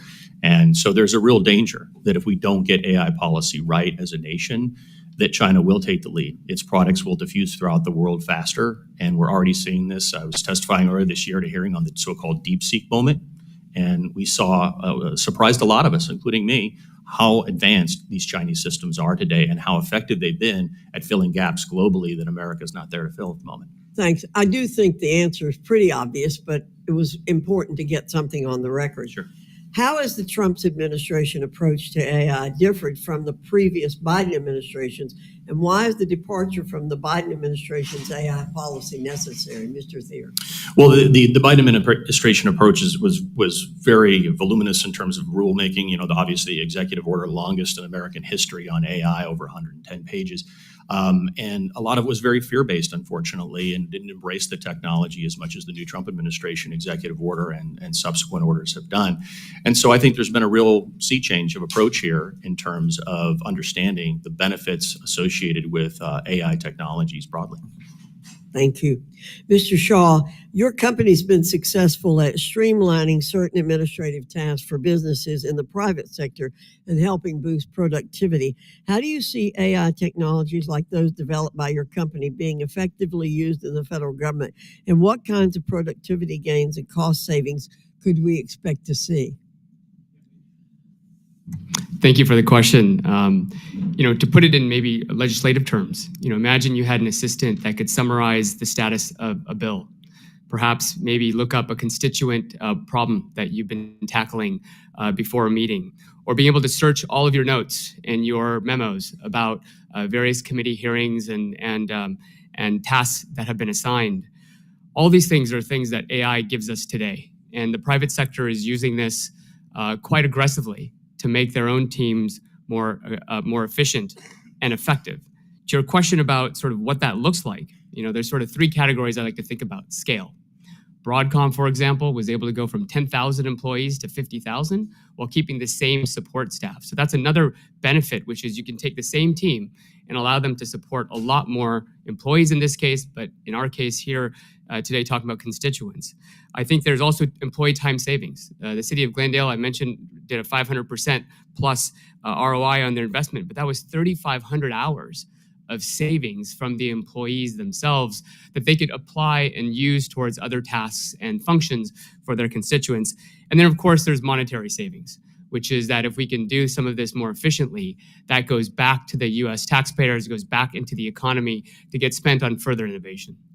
Thank you very much.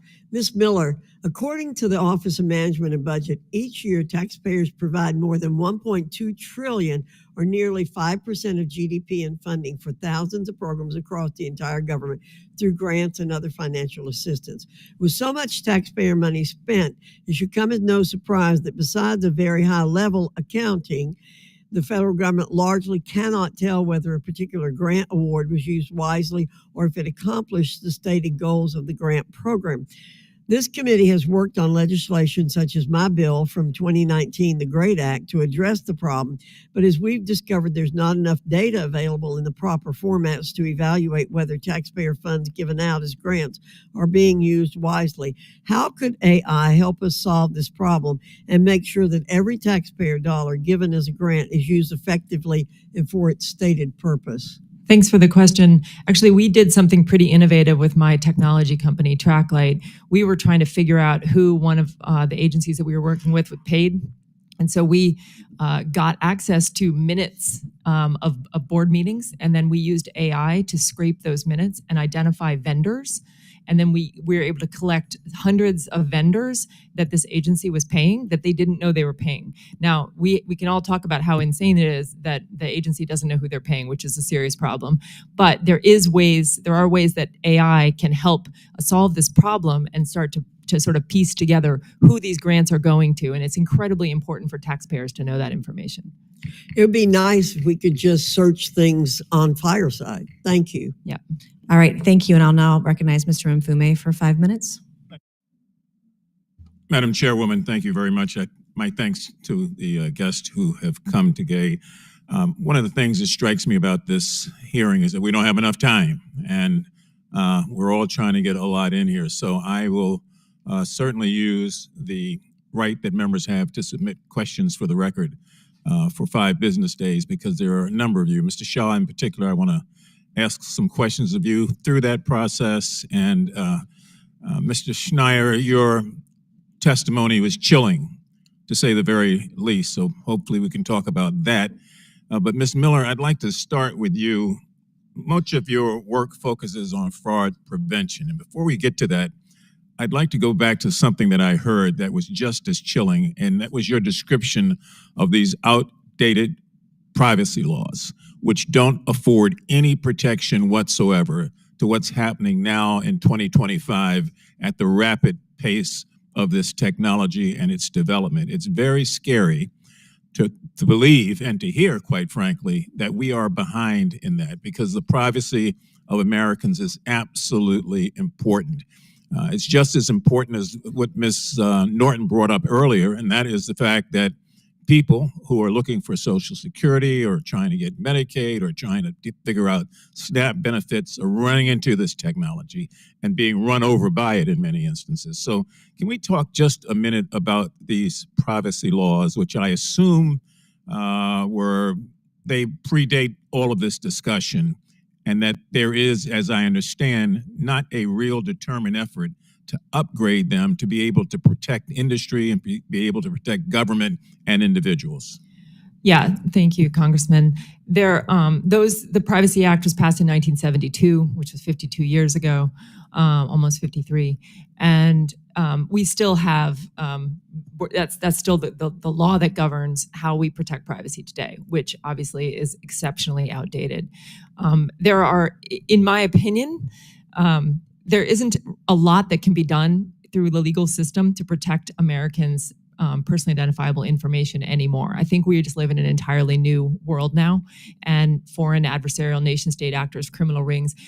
All of our data has been monetized, is being monetized today. 96% of information that's stolen through a data breach is used to monetize by a threat actor, and so, because we have such an asymmetric situation when it comes to data, government is going to have to get much better about using technology to protect privacy. And there are technologies that are in place, I'm sure that some from some of the panelists here today are using in the private sector. We can anonymize data. And so we can do things that can protect people's privacies. And we're going to need to think about this both from a legislative perspective, not hamstringing agencies. The Privacy Act and the Computer Matching Act keep agencies from being able to share data that they desperately need to be able to find these actors. And again, these actors are foreign adversarial actors. Thank you very, very much. Mr. Schneier, let's go back to your assessment of the bigger you are, the bigger target you are, the more data is collected on you, and the more harm that will come to you, your community, your agency, your government in this instance. Walk me down that briefly, down that street again, because you didn't go into the fact that this is not science fiction. This is happening every day, and it's happening to the United States of America. Well, I mentioned China, the OPM breach from the last decade, where China went into OPM and took the data, among other things, all the clearance forms of United States citizens. And you can imagine why they might do that. They might identify who spies are, might look for people they can influence. And that is the sort of thing that countries are doing today. I mean, I'm assuming we're doing it to them. And so this data is very valuable at the government level for a lot of different things. I mentioned two scenarios. I mentioned a potential war scenario, a potential peace scenario. The more data we have, and our data is being collected everywhere. And so a lot of data is had by social media companies that know a lot about what we like and who we are and who our friends are and who's important to us. But the data we give government is a different sort of data. If you think about the data that's on the tax return, or the data that the Census Bureau collects, or the military data, that's personal on a different level. And countries want that. They're going to want that in aggregate to figure out things about us, and they're going to want it individually. And coercion's a lot of it depends who you are, what coercion means. Thank you. My time has expired. Madam Chair, thank you very much. Thank you. I'll now recognize Mr. Sessions for 5 minutes. Madam Chair, thank you very much, and good morning to each of the panel members. We appreciate you being here. A long time ago, I spent time at Bell Labs, where we were responsible for the network architecture, but also the development of the switch that would be utilized. We set standards and did things to where we had unified way to look at how switch operated. We both know we had Salt and Volt Typhoon, whereby our government people learned that the Chinese had been into our cyber our databases for a long time. Should have found it, didn't find it, cost us. My question really is, and I'm sure each one of you have an answer for this, or at least your vision of that. All it takes is one node to be compromised. It's like a big fence that goes around. It just takes one loose place. Does the federal government, do we here in Congress need to ask someone? Do we need to deal with other countries? Does there need to be a standards body that specifically, like when I worked at the labs, to set what those standards are? How do we avoid, with all the things we're doing, getting something that happens like that again? Sir, evidently you've got your hand on the panel first. I didn't. Any ideas? I didn't know this was Jeopardy, that you had to be quick. Well, okay, then we can go to you last if you want. But my point is, do you have any ideas on this question? So we have things. I mean, this is the job of the NSA. Right? We have security organizations in the United States whose job is to protect American data. And I think we actually do a pretty good job. And we have problems that a lot of data is in private hands. That, right now, if you think about just the Defense Department, there are thousands of networks, but there are rules. And, I think we're doing okay. I don't think we need an international standard. I mean, this is very much United States. I mean, NATO does things together, so there are groups. But this isn't like a corporate security thing where we need an international standard, everyone's consistent. The U.S. has U.S. problems, U.S. adversaries, and we do have U.S. solutions. We also have battleships and aircraft carriers that are out in the middle of places. Anyone else? Thank you, sir. Mr. Shaw?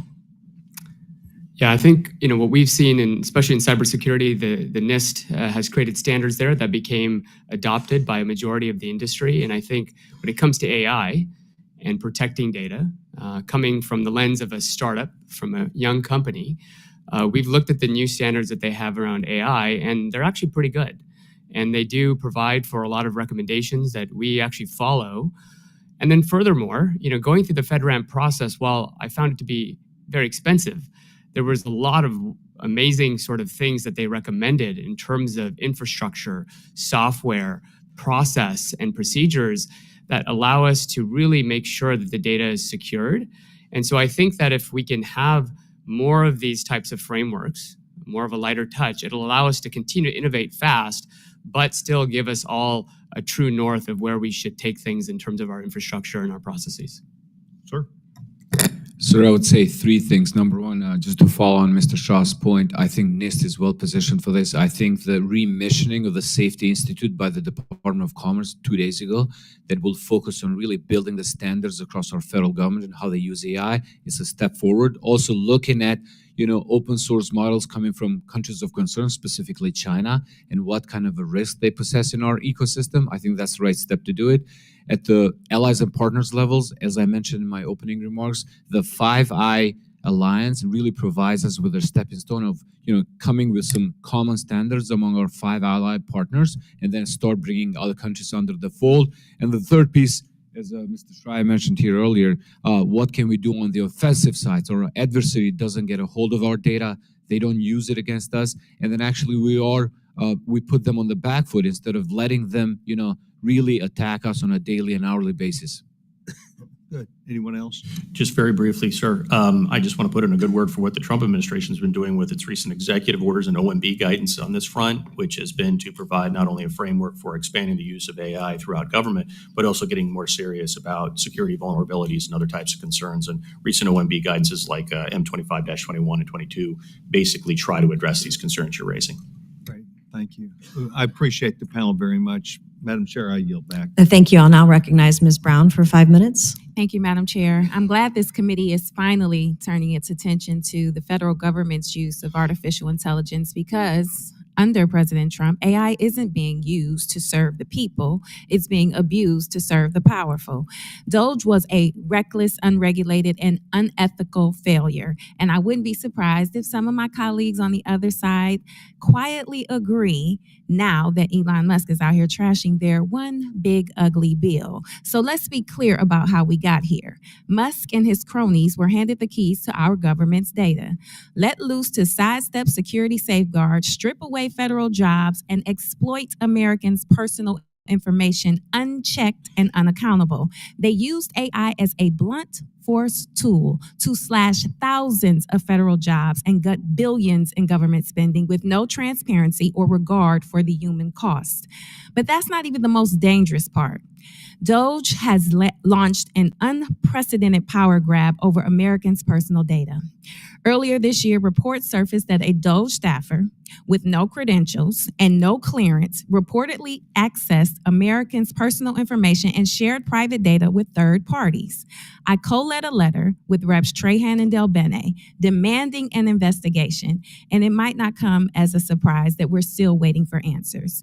And we now know this wasn't a one-off. Whistleblowers have revealed that DOGE is actively building a master database, a centralized system combining sensitive data from across federal and state agencies that includes Americans' medical records, their credit card numbers, their medical claims, their student debts, and much, much more.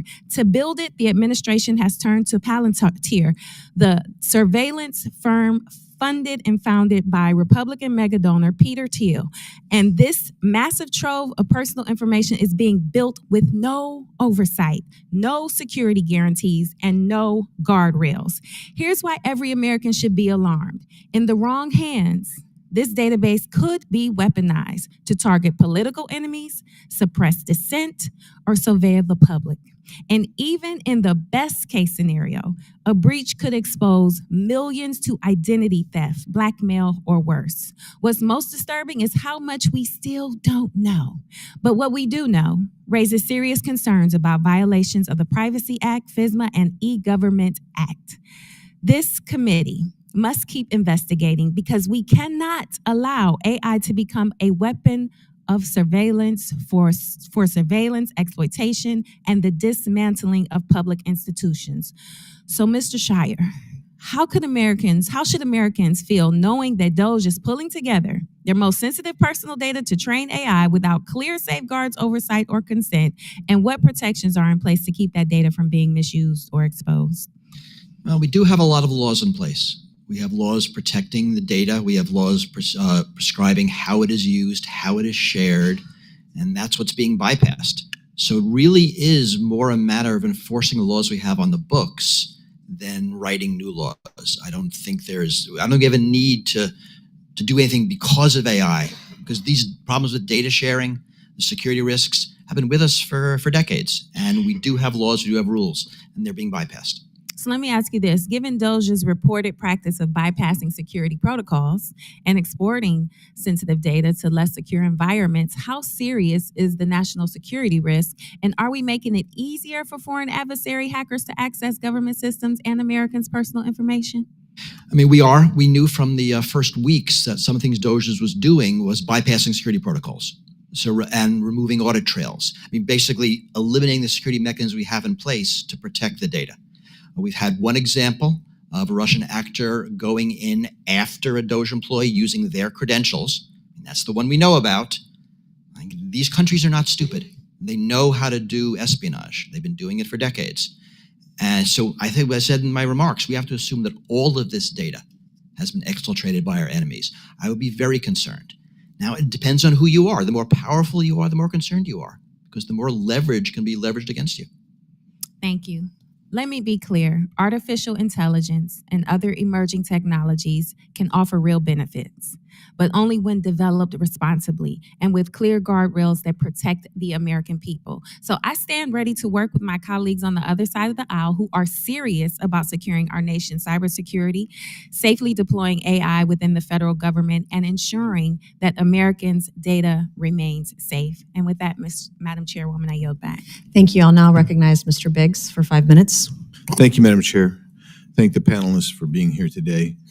Mr. Shaw, in your written testimony, you describe how various communities, counties, cities, and two of them in Arizona, Scottsdale and Glendale, are actually using AI, perhaps becoming a hub of AI anyway, using it to become more efficient. Can you expand on that for us? Tell us what they're doing, and then the guidelines and guardrails that they have in place. Yeah, it's a great question. So, in terms of the cities and counties that have started to adopt this technology, they're using it to make their employees more effective. What does that mean? That means that they can self-serve a lot more use cases than they would have otherwise. They can find information, they can troubleshoot issues that they might be having with IT or even an HR situation or use case. They can submit performance reviews, they can do a variety of tasks that were otherwise very manual and very slow and required a lot of coordination amongst folks.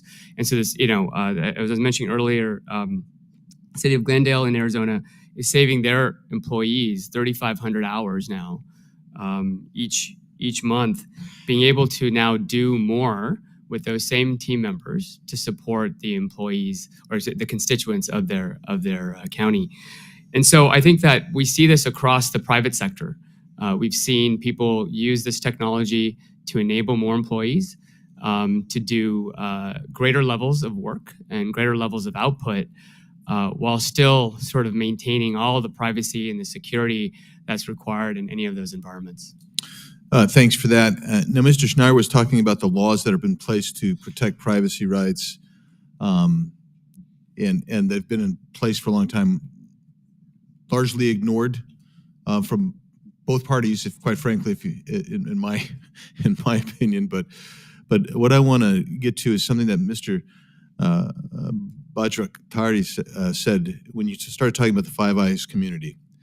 And I just came from another hearing where one of the issues that we're having is that pursuant to the Cloud Act, the UK is trying to get backdoor hacks into Apple. And they're claiming that they have some kind of robust privacy protection there. But the reality is they won't disclose what that robust privacy protection is, and they're keeping the entire process closed, obscured. And so I'm curious about how we can fully work with the Five Eyes community, in the development of AI and yet protect the fundamental rights of American citizens? And so I'm going to ask you that question. Thank you, sir. Great question. We have created the Five Eye community during the Cold War because one of the ways we could share more and fast and be ahead of what Soviet Union was doing was, being able to share with our allies and partners. I think there needs to be a starting point in how we confront China today.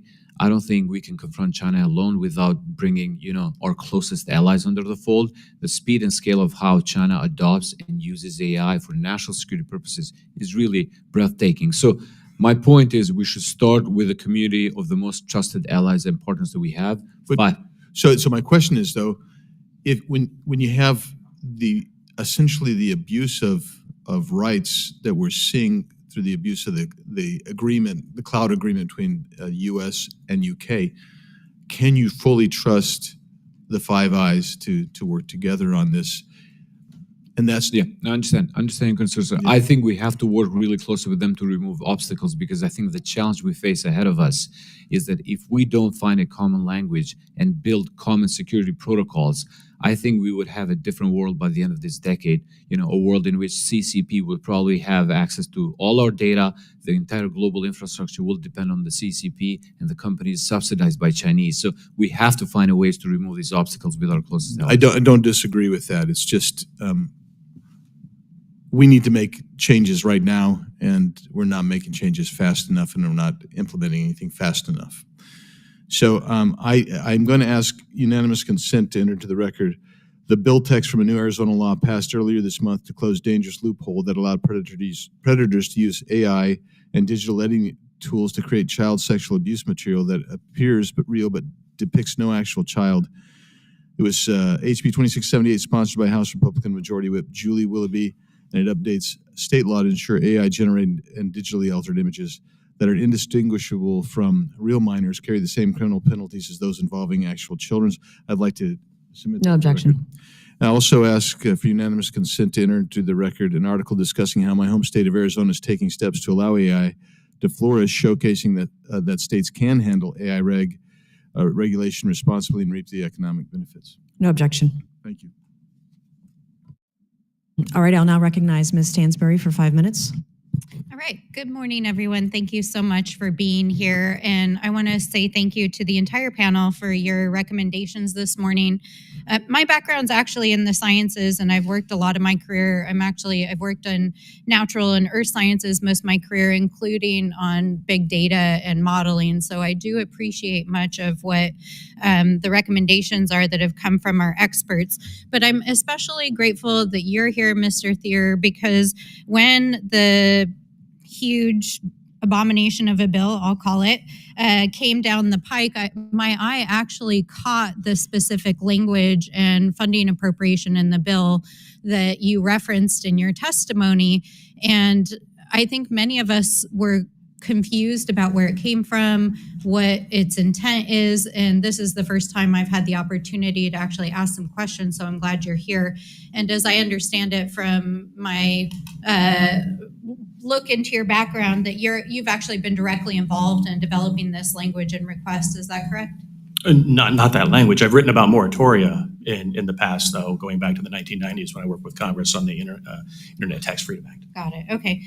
So you mentioned that part of why this deregulation language is in here that would preempt state and local laws regarding the regulation of AI systems is in part because of this $500 million request that's in the bill. Can you help us understand what would that $500 million be used to do specifically? Going back to the bipartisan House AI Task Force report from last December, there was a major section that led off the report about the need for government modernization of IT systems. Just some specifics. So specifically at the Department of Commerce, there's a need to actually improve how various programs function there, including new ones that have just been created. Just some specifics, like what kind of systems would be built with this $500 million? Well, I don't know exactly. I don't know the answer to that, Congresswoman. I'm sorry. I don't know specifically what Commerce will use that money for going forward. Do you know where this request came from? You'd have to ask the House Energy and Commerce Committee specifically, who put the bill forward, that language forward in the And Do you know what companies would benefit from this language? no, but I do know that there is a broad need for many different types of vendors and services to be utilized by the federal government, not So just this large. would likely go to private contracts, correct? It would go to many private contracts, certainly. Okay. Yeah. And some of the leading contractors who do work in this area that already have government contracts are companies like Palantir, correct? I believe that's one of many, but there's many other vendors of IT services and AI. So correct, yes. And I heard you argue just a few moments ago when Mr. Higgins was asking you about this preemption language that it was needed because there would be integration of data from state and local entities. And it's my understanding, I think others have kind of alluded to this, that right now the Trump administration is working on creating some sort of master database that brings together data from multiple different sources across state lines. And in fact, there was a request that went out to the states asking for data about SNAP beneficiaries because my understanding is Homeland Security is interested in integrating data for immigration enforcement purposes. So they would like to integrate data using the census data that they hacked and exfiltrated and downloaded. They'd like to integrate data with the immigration databases that they have. And now they're asking states to send data that falls under state jurisdiction to integrate for immigration enforcement. And, you know, you can call it whatever you want. I've heard folks say this is not a master database, but it absolutely is. And we know that the Trump administration is trying to take American data and hire private companies like Palantir to create means to use American data for their own policy ends, including endangering the lives of Americans. So I think that one of the reasons why folks are reacting so strongly to this language that's in this bill is because it's so extreme. And yesterday I heard Marjorie Taylor Greene, I was standing on the floor while she gave a speech on this very language that's in this bill that would literally say that states and localities cannot enforce their own data rules or AI. It preempts federalism, it preempts state law. It would prevent states from protecting their own citizens. And, you know, it's rare these days that we have bipartisan agreement, but I agree with literally everything that Marjorie Taylor Greene said on the floor yesterday. This is dangerous. It could endanger American lives, and we cannot allow this language to get through. And with that, I yield back. Thank you, and I'll recognize Mr. Perry for 5 minutes. Thank you, Madam Chair, and ladies and gentlemen, thanks for making the trip and being here. I'm not sure what questions I have for you, but I do want to make everybody aware of some things that I am aware of. I'm going to refer directly to an AI safety firm named Palisade Research and another one named Apollo Research. We'll talk about things like the fact that the Chinese Communist Party likes to pollute the available information in the world with all kinds of things that support the Communist Party of China's view of the world and not the free world's. And with that having been said, I suspect that all of you are aware of the times that when various AI has been tested. I'll give you a couple names: Codex Mini, OpenAI Model 03, OpenAI Model 04. And other ones, the AI has chosen on occasion to further its goals as opposed to the goals of the people that wrote the code.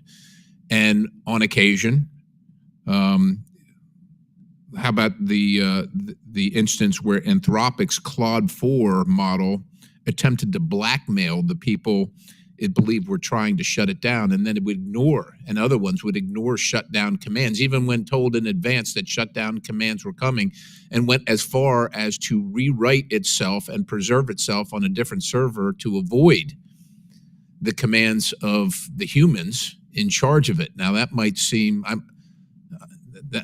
like the view of a Luddite, but I mean, I've got pages and pages of AI deliberately disabling various developer-installed oversight mechanisms, shutdown commands being ignored, replicating itself, preserving itself without the user even knowing, Now, let me be clear. I think that the United States of America has to win the race and be preeminent in AI. But I also think, while I sit on the Oversight Committee, that knowing these things are occurring during tests, that us encouraging as a committee or as a Congress the use of these systems in places like nuclear security or national security without having these pretty obvious things worked out is dangerous, like at a minimum, like is almost, I can't even believe we're having the conversation. Like, how in the hell are we in here telling everybody that we've got to incorporate this into the federal government, state government, all levels of government, including like national defense, nuclear security, when we know these things are occurring? And I don't know which one of you to ask. You all seem to be all for AI, and I get it's your vocation, your passion, et cetera.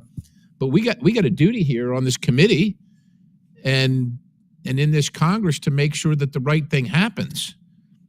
And, you know, humans, Americans, are supposed to be in charge of the government, not some machine that learned from another machine that picked up data that was polluted with Chinese propaganda and is going to like push the button for us.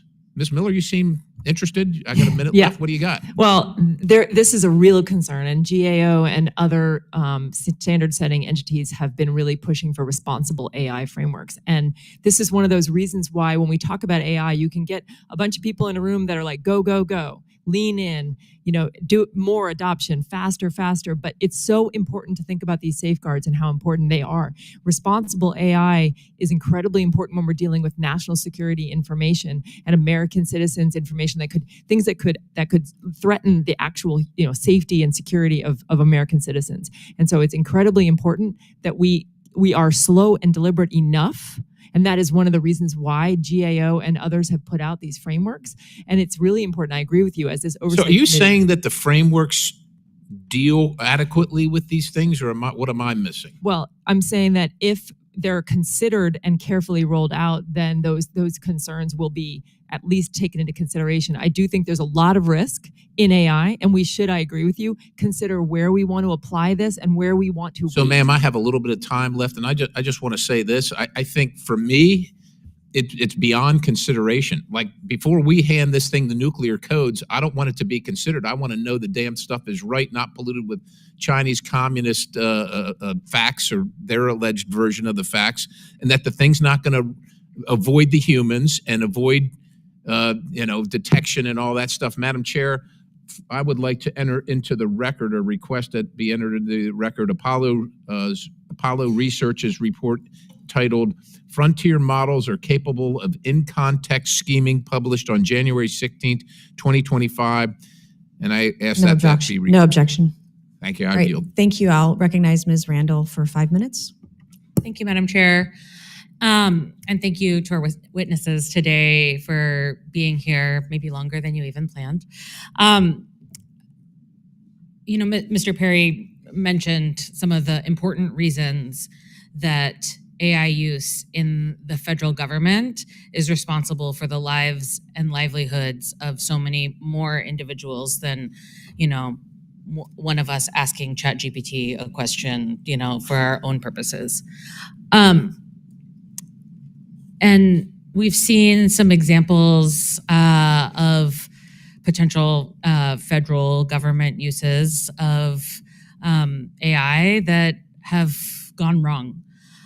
Mr. Schneier, Elon Musk and Doge have tried to throw AI at problems throughout the government with no regard to Americans' privacy, safety, and security, no regard to the 27,000 federal employees who I represent, and to, don't seem to be able to parse the difference between gender research and specifying that female flies must be used in NIH research studies.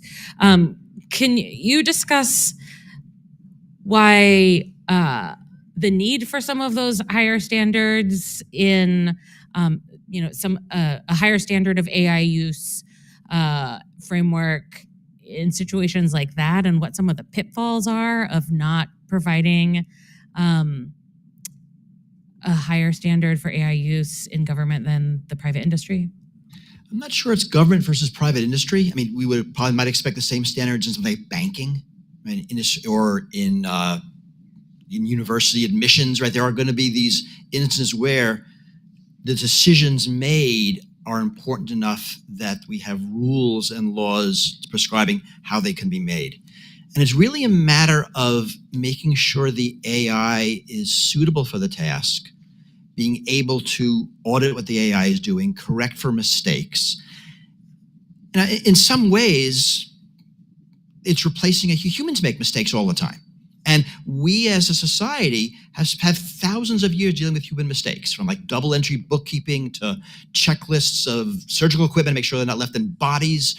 We know when a human makes a mistake how to deal with it. To the extent that AI makes human mistakes, we're covered.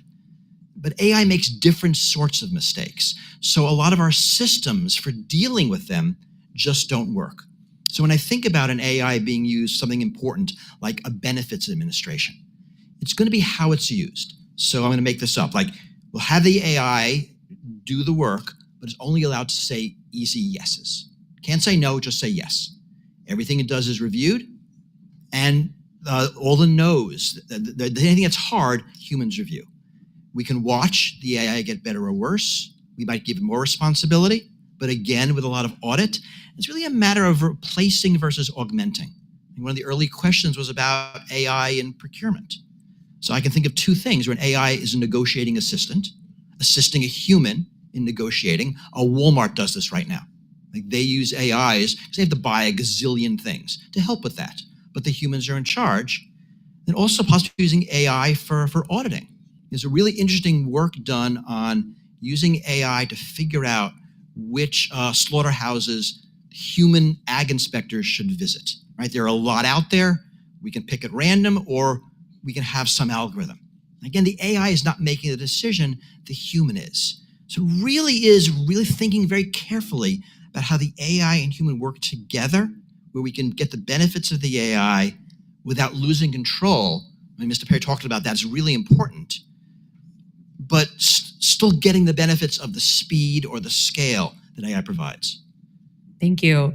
You know, I think that is a key difference that many of my neighbors and constituents are talking about. Use technological tools for more information, for data gathering, for the ability to distill things. But when we're talking about, say, the life and death of individuals who depend on NIH-funded research, or decisions that have to do with termination of individuals because maybe they wrote an email that says a word that people don't like in it, this becomes really dangerous and has real human impact. So putting in safeguards so that DOJ doesn't continue to make mistakes that are unable to be quickly corrected and that have real long-term impacts, I think, is very important for us as an oversight committee to keep on top of. Thank you, Madam Chair. Thank you. I'll now recognize Mr. Burleson for 5 minutes. Thank you, Madam Chair, for holding this very critical hearing on the federal government in the age of artificial intelligence. As we explore the AI's ability to transform this economy and the potential that it has to enhance federal program efficiency, combat fraud, and deliver better services to the American people, we must address a fundamental challenge to this, and that is our federal procurement system. Our current system is riddled with barriers, lengthy certification processes, complex reseller networks, and multi-year contract vehicles that prevent agencies from accessing innovations or AI solutions, particularly from smaller companies. This procurement challenge not only hinders efficiency, but also threatens America's global leadership in AI. In the last Congress, the 118th Congress, my bill, the FIT Procurement Act, was reported favorably out of this committee and then successfully passed the House with bipartisan support last year. I will be introducing the FIT Procurement Act again shortly, but let me point out that my bill directly tackles our outdated federal procurement system. This act streamlines federal acquisition to empower agencies to further acquire cutting-edge commercial technologies like AI. It does this by simply raising the simplified acquisition threshold from $250,000 to $500,000, increasing the micro purchase threshold from $10K to $25K, and allowing advanced payments for subscription-based software, which is what we see so readily today that the federal government is not able to take advantage of.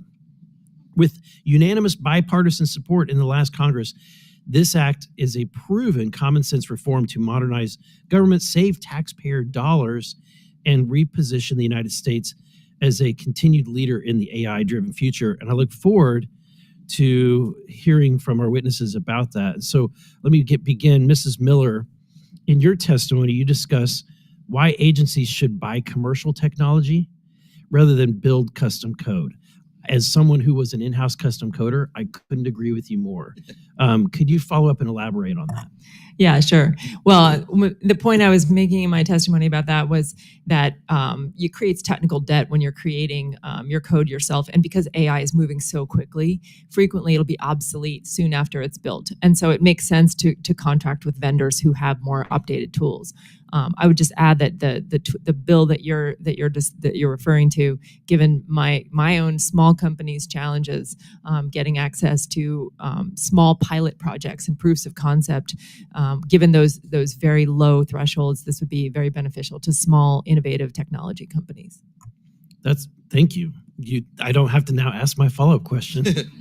Is it true that AI can be used to detect fraud in the grant process effectively? Yeah, there's so many great use cases for AI in the fraud space when it comes to grants. We can scan through information using open source intelligence. AI models, large language models, can sort that information incredibly quickly within seconds and spot anomalies humans would not be able to spot. Even if we were, a lot of times what is happening today are grant processors are pulling up Google and opening up different screens and looking for things on different sites. Sometimes they have access to open source intelligence tools, but they're still manually checking for that. AI makes that incredibly quick. Thank you. Mr. Shaw, you've highlighted the federal government's procurement problem in their process. Based on your experience, direct experience, do you believe that changes to the procurement process allowing agencies to pilot products like yours before going enterprise-wide would allow smaller companies like you to better compete for contracts? Yes, we believe that strongly. I think there's a variety of ways to do that. One, creating more POC type programs. A good example is I think it's called the Investment Horizon pilot program that the Office of the CIO of the Navy has implemented. But the challenge is every agency seems to have their own set of ways that they procure new technologies. So to the extent that we can help to normalize that will help us also navigate.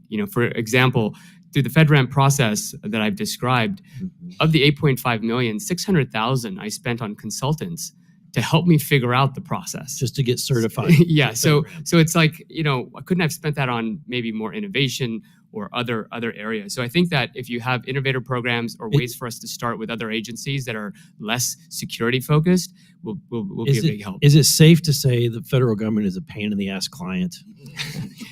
It is a complex web, and if you ever want to do a secret shopper with me one day, and you can sort of watch how this plays out, I'd be very happy to show you what it looks like. Thank you. I yield back. All right, now I will recognize Mr. Garcia for 5 minutes.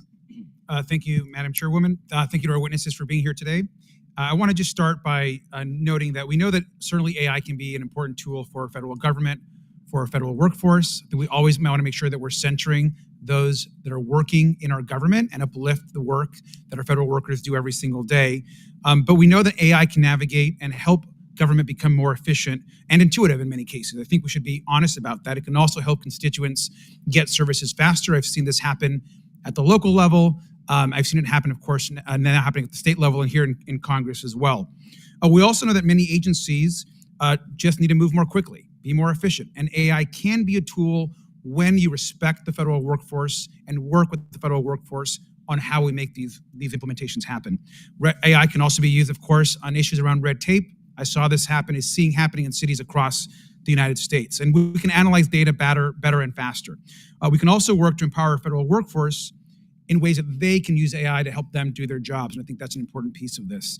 It's also clear, though, that AI can be incredibly dangerous, incredibly disruptive, and certainly without guardrails can cause real harm to the American public and to the work that we're all trying to do.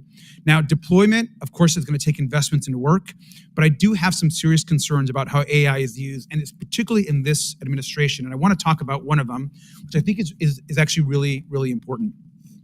So this, of course, is Robert Kennedy Jr., someone who I consider to be an extreme anti-vaxxer. I believe for him to be a conspiracy theorist, and certainly has no business being the Secretary of Health and Human Services. Now, take one step back. We just went through a pandemic where 1.3 million Americans lost their lives, where businesses were shut down across the country, where healthcare was brought to the forefront of the public consciousness. And we know how important getting real medical vaccine testing information is to the American public. And right now we're dealing with measles outbreaks in Texas and other places. Information needs to be peer-reviewed, fact-checked, and done in a way that is responsible. But here, of course, we know that there was recently a Make America Healthy report that was put out by RFK Jr. and HHS. And I'm going to include in the article just this quote. There were dozens of errors, including broken links, wrong issue numbers, and missing or incorrect authors. Some studies were misstated to back up the report's conclusions, or more damningly, didn't exist at all. At least 7 of the cited sources were entirely fictitious. What we do know from many folks that have read this report is it appears that AI played a role in developing a report about the public health of Americans. This is something that we should be incredibly concerned with. And let's be clear, RFK Jr. has a long history already of dangerous, unscientific beliefs. He said 5G and Wi-Fi cause brain damage. He said that you don't believe that HIV causes AIDS. He said that water can make you transgender. These are very concerning positions. And the fact that he puts out this report, and HHS, which has been long respected as an important agency, puts out a report that is full of AI errors and AI-generated content, should concern every member of Congress on both sides of the aisle. This is incredibly devastating when you, on top of that, look at all the cuts that he's making to NIH and other health agencies across the United States. And so this is, for me, very concerning, and it should be for all of us. Professor Snyder, is it fair to say that these kind of errors in important government documents and health reports that could be due to AI are concerning to us and we should be concerned about? They are concerning, but put the blame where it belongs. I mean, maybe the AI is not suitable for the task, or maybe the human who used the AI didn't check the work. And that would have been true if the human tasked an intern. I mean, so it's really a matter of what's the process by whatever gives you your first draft, do you look at it and make sure it's correct? We've seen the same problem with attorneys submitting briefs into courts that have fake precedents. I mean, yes, the AI made the mistake, but it's the human who puts their name to it, who says this is correct. They're the ones responsible. I teach this stuff. I tell my students to use AI, but you're responsible for plagiarism. You're responsible for the accuracy. I agree with you completely. And sir, I also spent 10 years in the classroom teaching as well. And it's really weird now. And so I same. And I think that the idea that we're now seeing so much AI generated content produced in our universities is a different topic. But let me just conclude with this. I think your point is exactly right. AI can be a tool, but there has to be the human element. The workforce has to be a part of it. It has to be a responsible user of AI, and so that we don't end up with medical reports that are false. And with that, I yield back. Thank you. Thank you. I'll now recognize Mr. Grothman for 5 minutes. Thank you. I'll start with Ms. Miller. In your testimony, you noted the government loses more than $500,000 to fraud every year. Given that astonishing amount, what can the federal government learn from the private sector? Because we know the private sector wouldn't put up with that, right? Yeah, it's $500 billion. Yeah. And it is an astounding amount. What we can learn from the private sector is, and this I frequently say this when people ask me this question, a bank invests in fraud prevention technology because they know that they're going to save more money with that investment then they are going to spend on the tool. A private sector company would never spend money on something it wasn't going to have a better return on investment. But in the government, because fraud is deceptive and we don't see it, we don't invest in anything to try to stop it. And so it's this sort of happy sort of story that agency leaders can tell them, because if they don't go looking for fraud, they don't find it, and then they don't have to invest in technology to prevent it. And so then you have GAO coming out and saying, hey, we're actually losing $500 billion a year or more, I believe it's more, to fraud, and the agencies are not being held accountable. I'll give you a kind of related question. Obviously, the answer is, we're going to build more technology and blah, blah, blah. We learned from DOGE a little bit about the work ethic of some of the federal employees.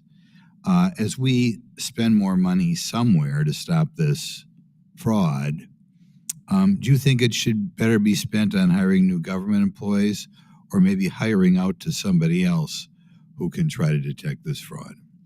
Well, I wouldn't think, I don't think that government employees themselves have the tools to be able to find this fraud. So whether you hired more government employees or whether you contracted it out, I still think that there's such a lack of focus on it. I do think that concerted investment, whether that's in people or technology or both, it really is going to need both, will be needed if we really want to move the needle on this. Okay. Do you feel, though, that the bulk of the work is going to have to be done by contracting out to somebody or other? I think generally speaking, the federal workforce doesn't have the skill sets that they need to be able to find fraud. Okay. And we should be skilling them up, or we should be contracting it out, yes. Okay. What's preventing the federal government from implementing similar AI practices that they have in the private sector? A willingness to pretend that it's not happening, because most agencies are more focused on getting money out the door. And that is the goal. Get the money out the door quickly and then take a victory lap because you spent the money, and not recognizing that there are people getting that money who are, foreign state actors and criminal rings. But again, because it's underground, because it's not seen, we don't talk about it. We talk about it in these hearings, but we rarely talk about it, and the public isn't aware. Yeah. I guess part of the lesson should be the less the government does, the better, because they'll always screw it up. Right? That's one of the lessons should be. Now we'll go to Mr. Thier. On the first day of office, President Trump rescinded Biden's executive order on AI. Could you describe some of the damaging aspects of President Biden's executive order? Well, unfortunately, that executive order sought to do a lot of things that Congress should have been doing, Congressman, and really did not wait for Congress to take the lead on the questions of AI governance more broadly. Some of the best practices that were there for agencies to follow, and some of the things that were recommended in terms of AI officers, were fine. And President Trump has continued those practices in his executive order that replaced the Biden executive order. But I think, generally speaking, at a high level, I think the Biden administration's executive order was just very fear-based and treated AI as more like a curse to be avoided than an opportunity to be embraced. Okay. In your testimony, you cited a study that stated utilizing AI systems would allow the federal government to unleash a productivity windfall for the U.S. government worth up to $532 billion annually. Not 531, not 533, 532. Can you describe what kind of productivity gains AI could unlock in the federal government, and where the big savings is going to come? Yeah, they're really twofold. As that report was noting, there are very specific types of targeted reform and oversight efforts that AI can help with to improve, paperwork reduction, procedural issues, better administration of government. And then there's more broad-based productivity enhancements associated with AI itself and its use not only in the public but private sector that can ultimately benefit government administration. Could you tell me which agencies you think would most benefit, or when you talk about, I don't know how you came up with 532, but is there any big agency who grabbed 200 billion? Yeah. What are the big? Yeah, well, a lot of federal agencies could benefit from more efficient operations. Obviously, Department of Defense is one of them. But right now, important things being done at state and DHS and others just to improve paperwork on things like immigration issues or paperwork issues, FOIA requests, and so on. Thank you. Very helpful. Thank you. I'll now recognize Mr. Khanna for 5 minutes. Thank you, Madam Chair. Appreciate the testimony, Mr. Shah. Of course, you have been such a successful entrepreneur and leader in Silicon Valley. Appreciate your being here. So I'll answer my first question to you. How do you think AI can help, particularly government employees, do better and be more effective in their work? Yeah, thank you. The things that we're seeing in the private sector today with large organizations like Honeywell and like, Northrop Grumman and the likes, they're benefiting from AI by making their employees be able to self-serve, get information that they're looking for, and take actions across a variety of systems. On any given day, an employee might have to swivel their chair 17 times to use different tools. And that becomes a very wasteful portion of their day, sometimes many hours. And so to the extent that we can start to do that for federal workers, for all folks who work for this government, I think we're going to see some benefits that will allow them to troubleshoot, to have better IT, benefits that will accrue to them from an HR perspective in terms of getting the information they need, making the changes, the benefit selections that go into that, and also be able to work across different systems without having to be an expert. I think one of the things that you all have pointed out, there's hundreds of enterprise systems inside the government, and you may only touch it once a year, twice a year. And so if you can use AI as the overlay, kind of that front door, what you'll see is your staff and all the members of the federal government be able to navigate these systems, which can be very complex, very easily, using the most intuitive interface in the world, which is language and conversation. So when it comes to that, we've seen companies in our sort of world of private sector be able to reclaim, top 5 pharmaceutical was able to reclaim 75,000 hours of employee productivity by deploying this kind of AI across 44 languages. We've had a Fortune 500 aerospace manufacturer reclaim 75% of its support budget to be able to bring in technologies and leverage. So I think that you're going to see both happier employees and better outcomes while also making the government more efficient. And this is for anyone on the panel. How would you address people's concerns about AI displacing jobs, being something that will lead to layoffs or people not being able to work? I'm happy to start. I think it's going to happen, and it's not going to be the jobs we think. It's going to be like low-level lawyers, and that's going to be hard. I mean, because you think about a lot of these professions are apprentice professions. Where do the senior partners come from if low-level lawyers or low-level doctors are being replaced by AI? Something society has to think about, whether there'll be new jobs. In all previous revolutions, there have been new jobs to replace old jobs. This might be different. That's why you see a lot of talk about AGI. About universal basic income, UBI. Like, is this going to be different, where we need to figure out how to give people the ability to survive?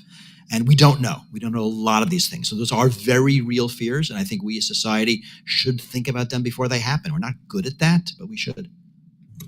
Go ahead. Congressman, just briefly, I just point out that there's been a lot of government reports on this issue and a lot of efforts about government retraining and so on and so forth. It's very hard to have a crystal ball to predict the jobs and skills that are needed in the future. But I'll just point out that just 10 years ago, everyone was predicting a whole bunch of jobs that would be dislocated. The most famous one at number 1 was going to be radiologists. And just a couple weeks ago, the New York Times ran a piece that basically say there's more radiologists than ever, and they're utilizing AI to improve their jobs and free up time to do better things. And that's the story of technological change in sector after sector, is that we sometimes don't understand how complex human-machine interactions work and actually can change jobs for the better and improve the employment output over time. I agree with being a technology optimist. I will say, though, that the unemployment rate for people between the ages of 21 and 29 these days with a college degree is 15%. And so the challenge, I think, is, as Mr. Shar pointed out, is how, especially at the entry level, for people, particularly with college degrees, how are we going to create these jobs, and how are they going to be able to use the tools of AI to be effective? But I appreciate all of your thinking on this, and appreciate your being here for your testimony. Thank you. Thank you. I'll now recognize Mr. Donalds for 5 minutes. Thank you, Madam Chair. I think it's actually a good jumping off point from my colleagues' comments about potential concerns of displacement. I think that, as we looked at the evolutions of our economy over the last 150 years, we've always hit these inflection points when there was a disruptive new technology or process for how large swaths of our economy operated, and there's always a concern about displacement. I think that the difference now is that seeing the evolutions of AI, which quite frankly are just starting, and there's going to be things we're going to be talking about in a decade we wouldn't even be thinking about today in this hearing. I think it's more about making sure that that kids going through the K-12 system primarily, but then also through higher education, are learning how to leverage AI and these tools to actually become far more productive, far more innovative, and then as a byproduct, having their labor be able to have a different set of value in the economy to come. And I think that it's an interesting thing. Human beings and human psychology, we always try to find a way to have purpose regardless of whatever the dynamics are that are operating on the field of play of our economy. One of the largest data center operators in my home state of Florida, Equinix, was the first data center to partner with an SMR provider, Oklo. These nuclear small modular reactors can generate at least 500 megawatts of power to our energy grid and to power data centers. Mr. Bakhjaratari, I think I got that right. That's not right. Close. My apologies. Can you share some ideas on how Congress and the Trump administration can accelerate the safe deployment of clean, advanced nuclear energy and AI data centers to support our growing energy and computing demands? Thank you so much for your question. I think in the last couple of months, we have seen a clear linkage between, advancing AI and AI models and reliance on new modes of energy. I think my organization really is focused on the development of fusion energy, for example, because I think one of the pathways that now is showing real great success in our country is the emergence of private sector companies that are showing incredible successful models of how to get to fusion energy. We also have the national labs that have made major breakthroughs. The Lawrence Livermore National Ignition Facility in 2022 have made the first fusion breakthrough. So I think in particular to your question, fusion is one of the pathways that I think can enable the energy demand that we will face going forward when it comes to AI models, but that's not going to be enough alone. So I think we should pursue multiple pathways because we want to be energy independent and we want to have the best models available to the world. Mr. Thier? I'm not having a good day. Mr. Thier, with the establishment of the Special Advisor for AI and Crypto, what are some of the recommendations or priorities related to artificial intelligence that you would like to see them pursue? Well, one of them is what you just asked about, Congressman, which is making sure that America has energy independence and a greater diversity of energy sources to power the algorithmic revolution. And this is something the Trump administration has taken steps to address with executive orders and other things like that. That's crucial. Obviously, a crucial part will also be the development of a national framework for artificial intelligence policy, just as we had for the internet before. We need to address this conflicting patchwork of policies that's developing. That's something the administration and this Congress is obviously concerned with.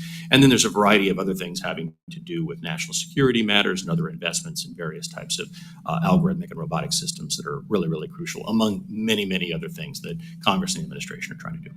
Last point, I'll just throw this out to the panel. I was sitting with my colleague, Mr. Perry, who were just kind of theorizing about what type of advantages AI advancements, as well as, I guess you could say, quantum computing, what that could actually do to modernize and streamline governmental operations, not just federal, but state and local. Just in your own expert opinions, what do you think the possibilities are in terms of how it would essentially help to redesign, streamline, and bring greater amounts of efficiency into the federal government? Like, where do you think is a good place to start, I guess I would say? Yeah, I would say that if you think about this new technology of agentic AI, it allows for a new kind of automation. We've been building automation for several decades, but a lot of it was very brittle. And if something slightly changed under the hood, all of a sudden, that automation would no longer work. With agentic AI, you can actually overcome a lot of that by having these very, smart, intelligent reasoners and systems that can then go and do the levels of automation that we haven't been able to do before. And I think what that's going to do is really elevate all of us to be able to work on less mundane things and more sort of advanced thinking and creative ideas. All right. I'm out of time, everybody. Thanks so much. I yield back. Thank you. I'll now recognize Ms. Crockett for 5 minutes. Thank you so much, Madam Chair. It's interesting because I don't know what all is taking place thus far in this hearing, but I do recall when I left, we were talking about Elon. And so I want to make sure that we don't forget him. I know that some people want us to forget Elon and act like he never existed, but we're not going to do that. We are talking about AI today, and I can tell you what real people in my district care about. I had a few town halls and I talked to some seniors, and they were concerned about their data and their information and how it was being used. And they wanted me to answer questions that I just didn't have the answers to about what has Elon done with their tax information, their social security information, their health information, banking information about their credit histories. And instead of demanding answers, Republicans just blocked our motion to subpoena him to testify before this committee. And I'd ask at this point for unanimous consent to enter into the record a picture of who all was in the room when we took the vote. Madam Chair? No objection. As well as, since our clerk was ready and she knew who was in the room, the actual record of who was in the room at that time. No objection. Thank you so much. 5 months into the 119th Congress, and no one from the administration or DOJ has appeared before this committee to explain why they're invading the privacy of Americans. And the irony of it all is during a 2023 hearing, I remember Chairman Comer stating that, quote, "We've witnessed big tech autocrats wield their unchecked power to promote their preferred political opinions. And now he and committee Republicans are here helping the world's richest man to do just that. They're letting him spy on companies competing for government grants, but worse, they're letting him spy on you, the American people." Look, we can all agree that incorporating emerging technologies like artificial intelligence into government operations can be effective. However, these technologies shouldn't be used to weaponize the government against the public. So I'm going to ask Mr. Schneider really quickly. Is it true that when it comes to any technologies, AI or otherwise, that they can be a double-edged sword? I think of technology as power, and the more the technology enhances your power. And whether your power is for good or for bad depends on you, depends on how you're perceived. So yes, I mean, technology has affordances, and we know that modern technologies have kind of built for surveillance, make surveillance easy.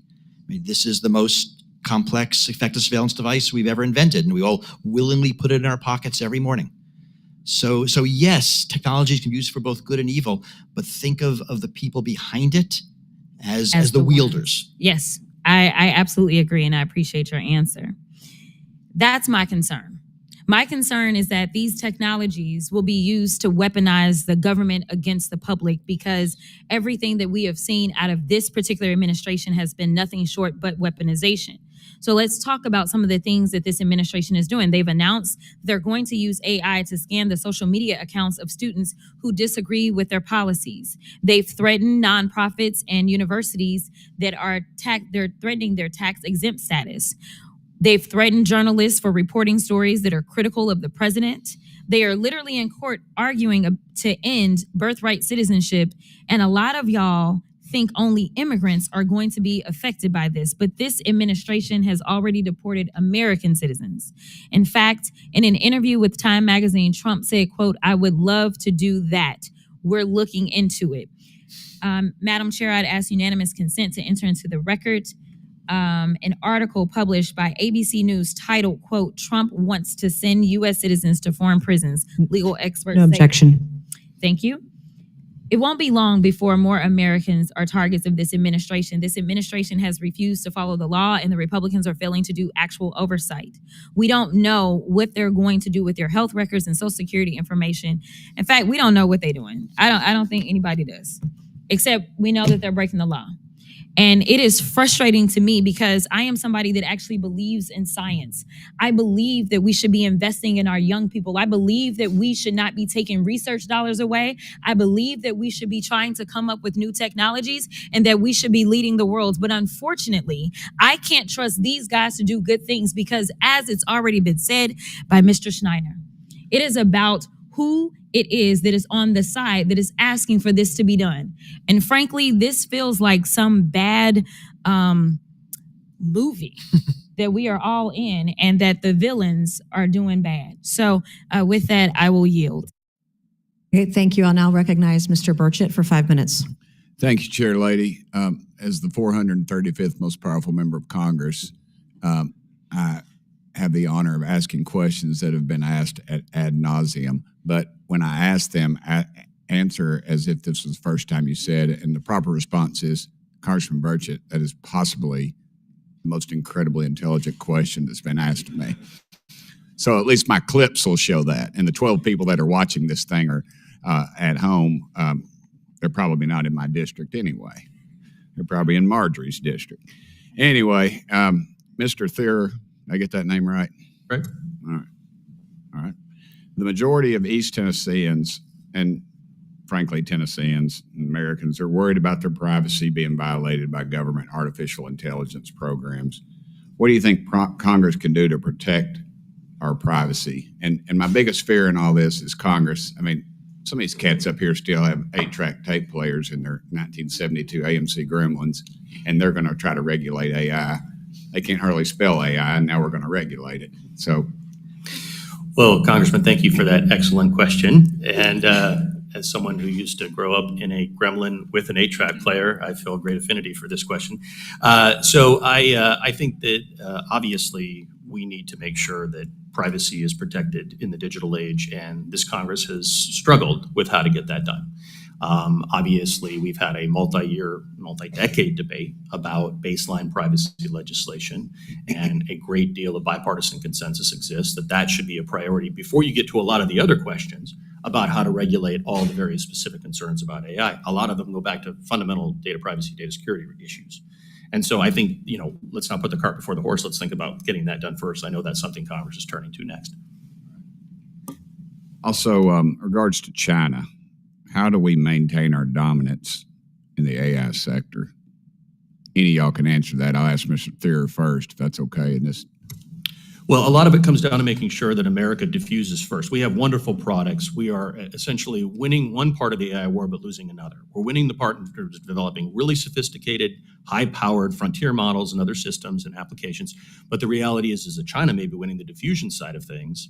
And this is why it's very, very essential that we not miss out on making sure we have partnerships and deals, multilateral, minilateral approaches. The administration's been trying to do this obviously recently, but this Congress should obviously make sure that we do everything we can to make sure American technology and products lead the world. Because it's not just about competitive advantage, it's about our values. Our values are embedded in our products. And of course, the Chinese Communist Party values are embedded in their products of control, surveillance, and lack of human rights. Yes, sir. We got to do three things. Number one is we have to continue to out-innovate and outmaneuver China.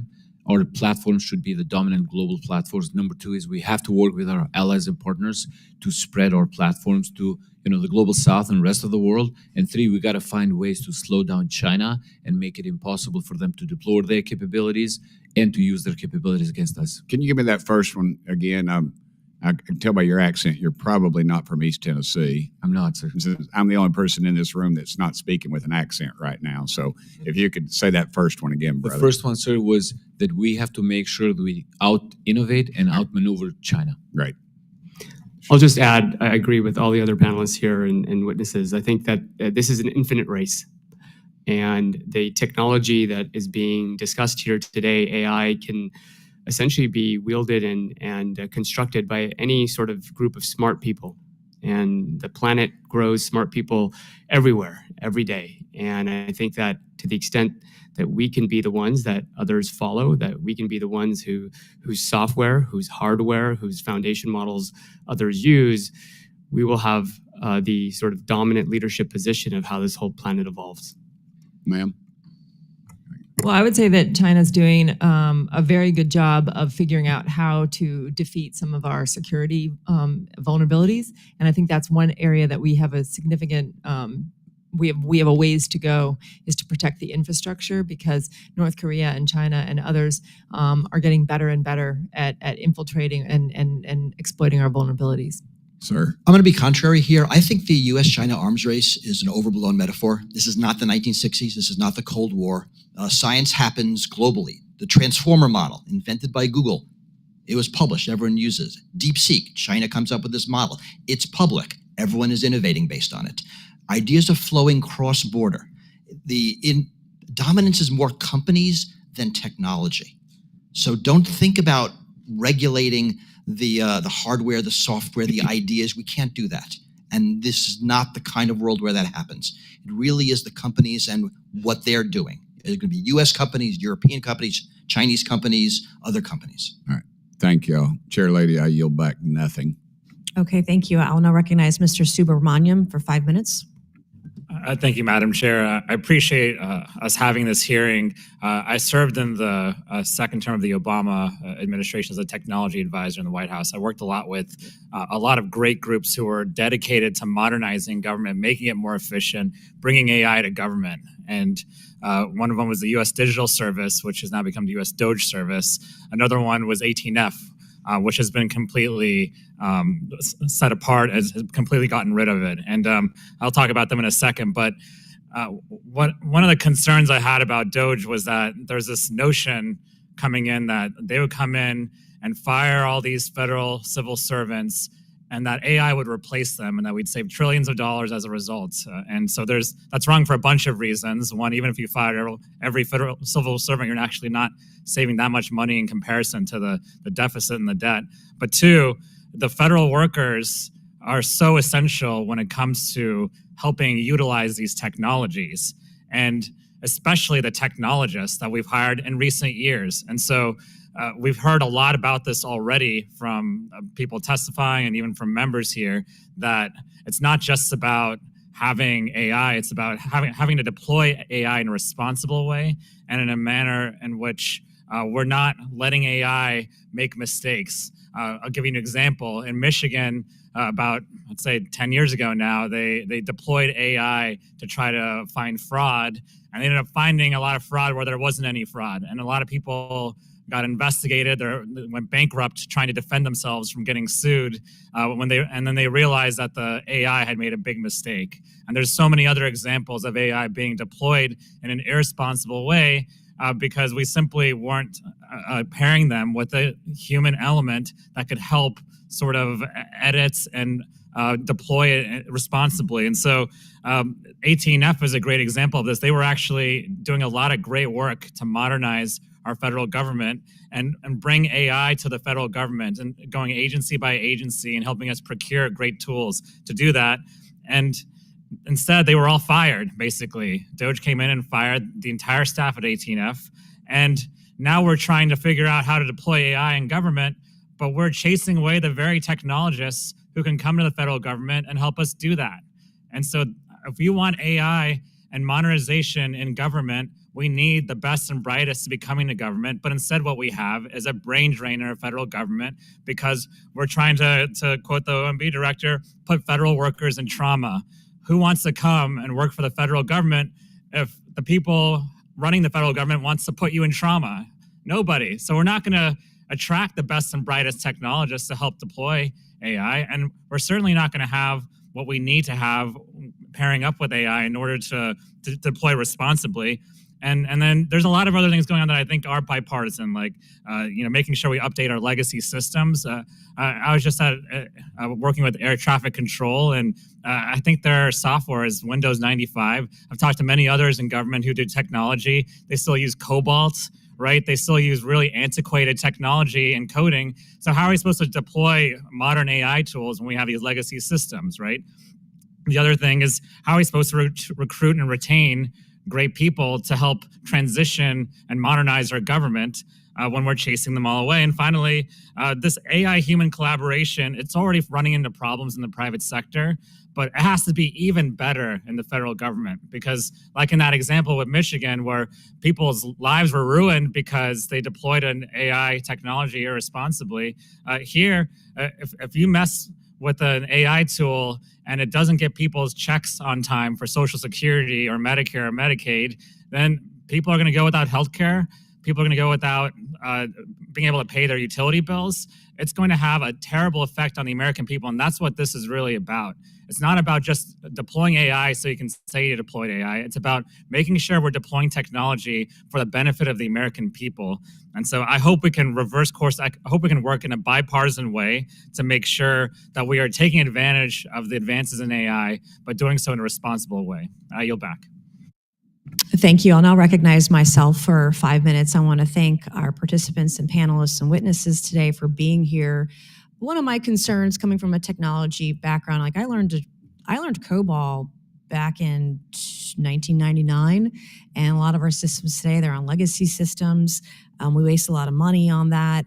And then with the advent of AI and how fast technology is moving, the federal government has real challenges with moving forward in a quick way and competing against our adversaries. So this is my first question to all the panelists this afternoon is if you could just do one thing that could advance the federal government in any way, any agency, any capability, if you could just do one thing today to help us utilize AI and technology to move the ball forward, what is that?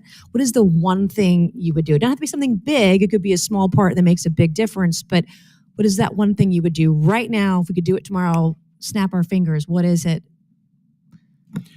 Man, I would say enable adoption, any models at any jobs in federal government.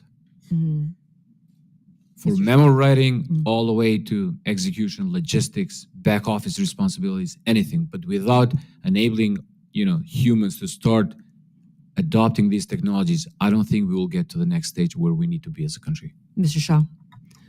Most of the innovation happening in AI is happening at small startups.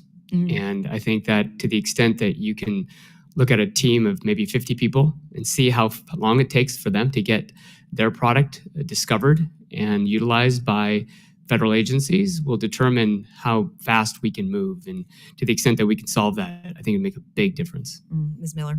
Pick a high value process that can be automated using agents and deploy them. So for an example, continuing disability review in Social Security, we've seen a 9-to-1 ROI on that process of reviewing continuing disabilities. That's using people. That ROI would be at least probably doubled if we used AI agents, and we would save a lot of money in a very, very high value area. So pick a really high value area, deploy agents, and measure the difference so that you can use that measurement to inform other investments. Chairwoman, you're going to like my answer because I'm going to say we need the AI Training Extension Act to be moved. Oh, that's great. we need better literacy and skills government-wide. We have a lot of smart people working in government, and sometimes it's just a matter of getting them moving in the right direction and the right training to get the job done. Mr. Schneier.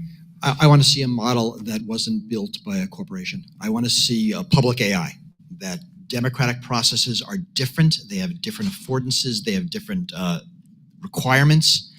And to get a model that'll be trustworthy for government, for the U.S. government, I think it needs to be U.S. government built. I don't think it can be corporate built. So funding and research into a public AI will give us a different sort of AI. I think it's going to be interesting. It's interesting, we have all this technology at our fingertips, but like going back to Ms. Miller's comments about fraud and abuse, we have this technology, but it's almost like we write these checks and then we cross-check it later. So there's a system called Do Not Pay. It's called continuous monitoring. It still gives agencies match results the next business day, for example. And in 2025, that's dial-up speed, right? When you can have it within seconds. And taxpayers are footing the bill for a 24-hour lag when there are fintech companies that are out there that can flag fraud in milliseconds. Like that technology exists. The March 20 executive order would force agencies to share all unclassified records with authorized officials, yet most agencies are still swapping spreadsheets as opposed to using APIs and technology that is, again, readily at their fingertips. The Secretary of Labor now has statutory access to state unemployment insurance files, but those feeds aren't wired into Do Not pay as of today, right now. And it seems like we're still paying benefits first and then cross-checking later, which again makes it rampant for fraud that we've had year over year over year. And then the IRS individual master file is written in COBOL in the 60s. And it still drives every tax refund. Like, I can't even wrap my brain around. I mean, if I saw a line of COBOL right now, I'd probably throw up. And then to know one of the most important agencies for American taxpayers, you can get your money back from the government. It was written in COBOL from the 60s. So how can an algorithm catch refund fraud in real time when the source of the data lives in a mainframe computer? And then the last thing I want to say is that GAO says that the federal government blows 80% of $100 billion IT budget just keeping 1970s systems on life support. I would love to know after this, and I'll send a question follow-up, if there was one legacy IT system you could cancel today, what would it be? And I don't have time, but that is a follow-up question I would love to ask all of you. What is the one legacy IT system you would just cancel tomorrow if you could to make our systems better? Thank you so much, and I yield back. I will now yield to Ms. Lee for 5 minutes. Thank you, Madam Chair. As we talk about AI, I don't think we can afford to ignore what's going on right now in our federal government. So the latest out, we know that Musk and the Doge children went into every department and accessed their data sets. Initially, they were digging around and using AI to cut government funding, but it's become clear now that the goal has been to merge these different pots of data into one database. Trump has now tapped tech billionaire Peter Thiel's Palantir to head up that master database. We're not talking about just intergovernment memos here in the database. We're talking about American social security numbers, home addresses, credit card numbers, medical diagnoses, and more. All that information would just be in one place, and then they're going to unleash opaque algorithms that no one understands but them. So they'll be able to do whatever they want, and we're supposed to just trust that they're working within our best interest. And we probably won't conduct much oversight because we haven't been able to bring Elon Musk or anybody associated with Doge into the Committee on Oversight and Government Accountability. So Mr. Schneier, looking at the immediate risks of this, is there a concern that having all of this information in one place can make it easier to hack or steal? Well, that is the fear, that we keep this data separate for partially security reasons. I mean, there's a reason why that when data shared between agencies is done under certain rules and why there are security protections around the data. So it's the data being consolidated that is a risk. Also the data leaving the government databases where they were, that's a risk. They're being moved into private companies. They're being used by algorithms. Well, you said no one understands but them. It's actually worse than that. No one understands, including them. These algorithms are opaque, and we don't know the quality of the data. As data is combined, talking about COBOL, a lot of that is how the data is presented and making sure that it's the same across. In my initial statement, I talked about that story about 150-year-olds getting Social Security. Yes. That was a problem with understanding how the COBOL was encoded. Certainly. And if you don't know that, you're going to have bad inferences that no one's going to understand and no one's going to check. Thank you. So beyond the concerns with the data all being in one place, less secure place, we also need to be concerned about with what Trump and these tech billionaires are going to do with that data. Just very quickly, and yes or no's, Mr. Schneier, could an AI system theoretically be used to decide if someone qualifies for Medicaid? Certainly. How about used to make decisions around veterans' benefits? Yep. Could AI be used to make hiring decisions? It can make any yes or no question you want. Thank you for entertaining that. Trump and his administration can take all this collected data and use it to profile people, to make decisions about them, to deny them benefits. And we know from his Twitter rants that he's incapable of being unbiased. Then they're trying to prevent any state-passed guardrails on AI through the provision in the reconciliation bill that you guys unseriously call the big, beautiful bill. That provision would ban any state regulation of AI for 10 years. Our government can't just play loose and fast when it comes to people's personal data and lives. We've already seen the consequences of improperly deployed AI. Michigan had to refund $21 million to residents who were wrongfully accused of unemployment fraud from their AI system. A tenant screening system called Safe Rent was accused of violating their Fair Housing Act, the Fair Housing Act, because their AI algorithm disproportionately scored Black and Hispanic renters lower than white applicants. Most of this technology is still so new and needs time to be vetted and improved. Look at what happens when AI is used just in government reports. The Make America Healthy Again report cited to multiple studies that didn't exist. Can you imagine if ChatGPT was deciding if you qualify for housing or not? That's not to say that all AI is bad, but it is dangerous to work quickly. When you move fast and break things in the government, people get hurt. Carnegie Mellon University, which is in my district, has a Center for AI Standards and Innovation and has been working with the National Institute of Standards and Technology to make a methodical approach to assessing the benefits and risks of AI models. Thinking about the ethics of AI. Work like theirs is vital to ensuring that AI programs are used safely, accurately, and without bias to the best of our ability, recognizing that a society without biases is far off. But that is the approach the Trump administration should be taking, not packaging up all of our personal data and handing it over to unvetted tech billionaires. I thank you all for your time, and I yield back. The gentlelady yields. I now recognize myself for 5 minutes. We just passed the One Big Beautiful Bill through the House of Representatives, and now it's gone on to the Senate where they will be making changes to the bill. If there's any changes made to the One Big Beautiful Bill, it comes back to the House for a vote, and we get a second bite at the apple. Now, while this bill was going through committees and being discussed in the House of Representatives, no one on either side of the aisle that I know of, Republican or Democrat, brought up this particular clause on one single page in a over 1,000 page bill. And I want to bring this up because I think AI is incredibly important. I support AI in many different faculties. However, I think that at this time, as our generation is very much responsible, not only here in Congress, but leaders in tech industry and leaders in states and all around the world have an incredible responsibility of the future and development, regulation, and laws of AI. It's such an important responsibility. It literally affects our children and grandchildren's future.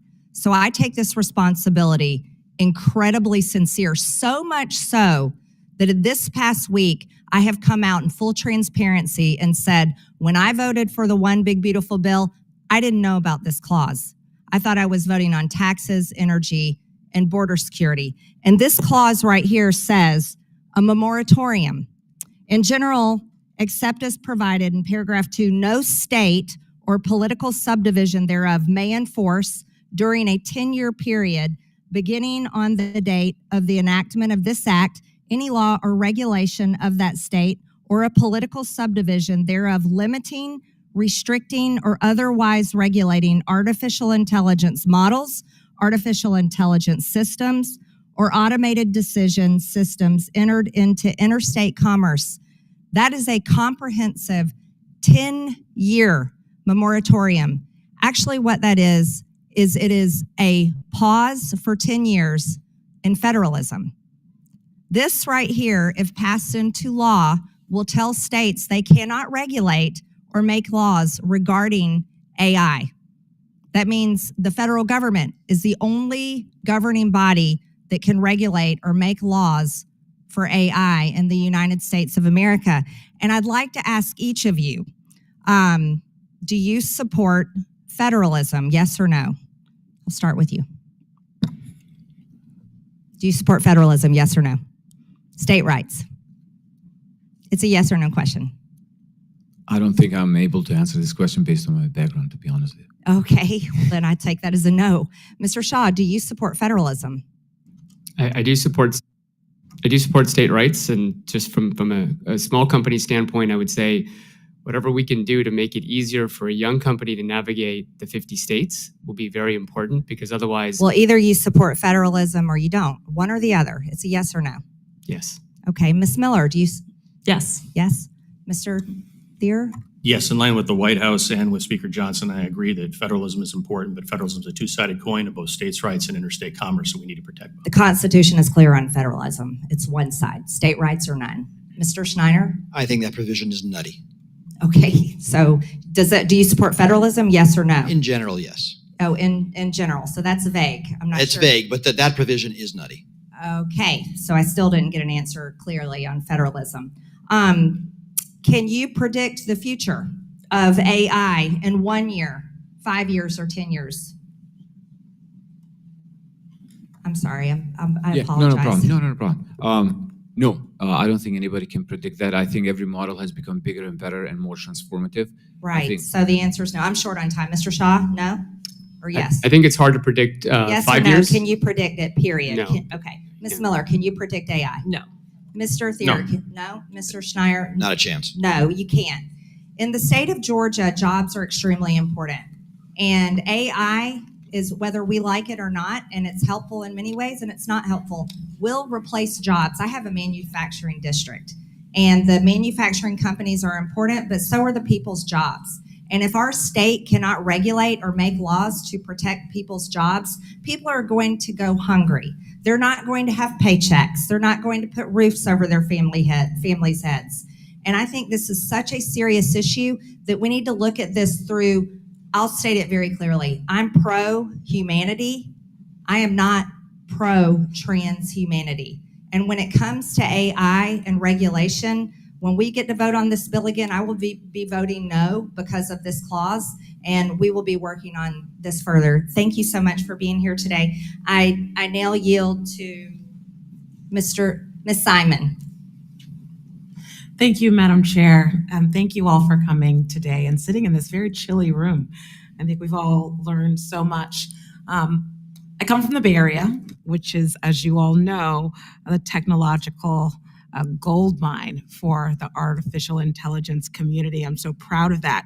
In March, I convened a table with AI innovators and leaders in my congressional district on how AI is and will continue to enable access to high quality healthcare, data sharing, and of course, opportunities for physicians and folks in the industry to expand access to the many wonderful folks who need it and deserve it. We already know that AI is advancing life-saving early detection for cancer, Alzheimer's, heart disease, and I can go on, and can save clinicians time and charting and note-taking and better spent on patients and actual working with families and folks who need them. This technology helps patients self-manage their diseases with suggested resources and reminders to take medications. Again, as you all know, I can go on. And as somebody, myself, with a visual impairment, I was born as a preemie, I was born legally blind. I cannot tell you how artificial intelligence has led the disabled community to be able to live with more independence and more self-determination. And it's exceeded in this moment our wildest expectations. The guardrails are needed. Absolutely, regulation is needed. But again, so many of us from impacted communities are so excited about what this technology allows for us to do. The federal government has this responsibility and duty not only to set a standard around data privacy and security, but to follow the best practices. I have a lot written, but time is short. So I just actually have a couple of questions that I'll just go straight to. And again, I want to thank you all today. And I'm sure all of our offices will be working with not only you all, but leaders in the industry moving forward forever. So my question is actually for Mr. Shiner. You know, I have met with, as I mentioned, AI companies in my district who manage very sensitive health data, very sensitive health information with great care and sensibility and sensitivity. They only use, and these are the companies that I have met with, they only use de-identified patient information, data sharing, and encryption, and otherwise control access. Can you describe how our current administration's actions differ from the industry standards and best practices around data privacy and security? Oh, in so many ways. So we've seen examples of DOJ dismantling security protections inside organizations. We've seen them taking data out of secure enclaves and taking it off premises, and we don't know where. We have seen them combining data in ways that are contrary to law. If you think about it, healthcare is controlled by HIPAA. There's a regulation about healthcare privacy. De-identified data is a science. The census has a whole program on how to de-identify data to be used by researchers without revealing private information. So we can do this if we choose to. DOJ chose not to.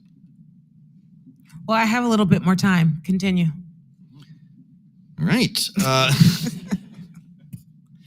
I want to add, so I would want to add, moving it into AI models has its own risks, and it's several risks. It's the risks of the model being trained on data that's private and then could make it public. We see researchers being able to pull private data out of a model. So without safeguards, the training process fails in privacy. Then the data will be used as an input to whatever the model is to produce decisions, and that also can be a violation of privacy. So all through these processes, we can build safeguards. I mean, I think that's your point. Yes.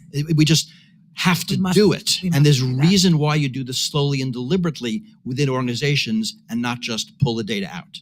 Thank you, sir. And actually, this is a question that, as you're talking, just sort of derived in my mind.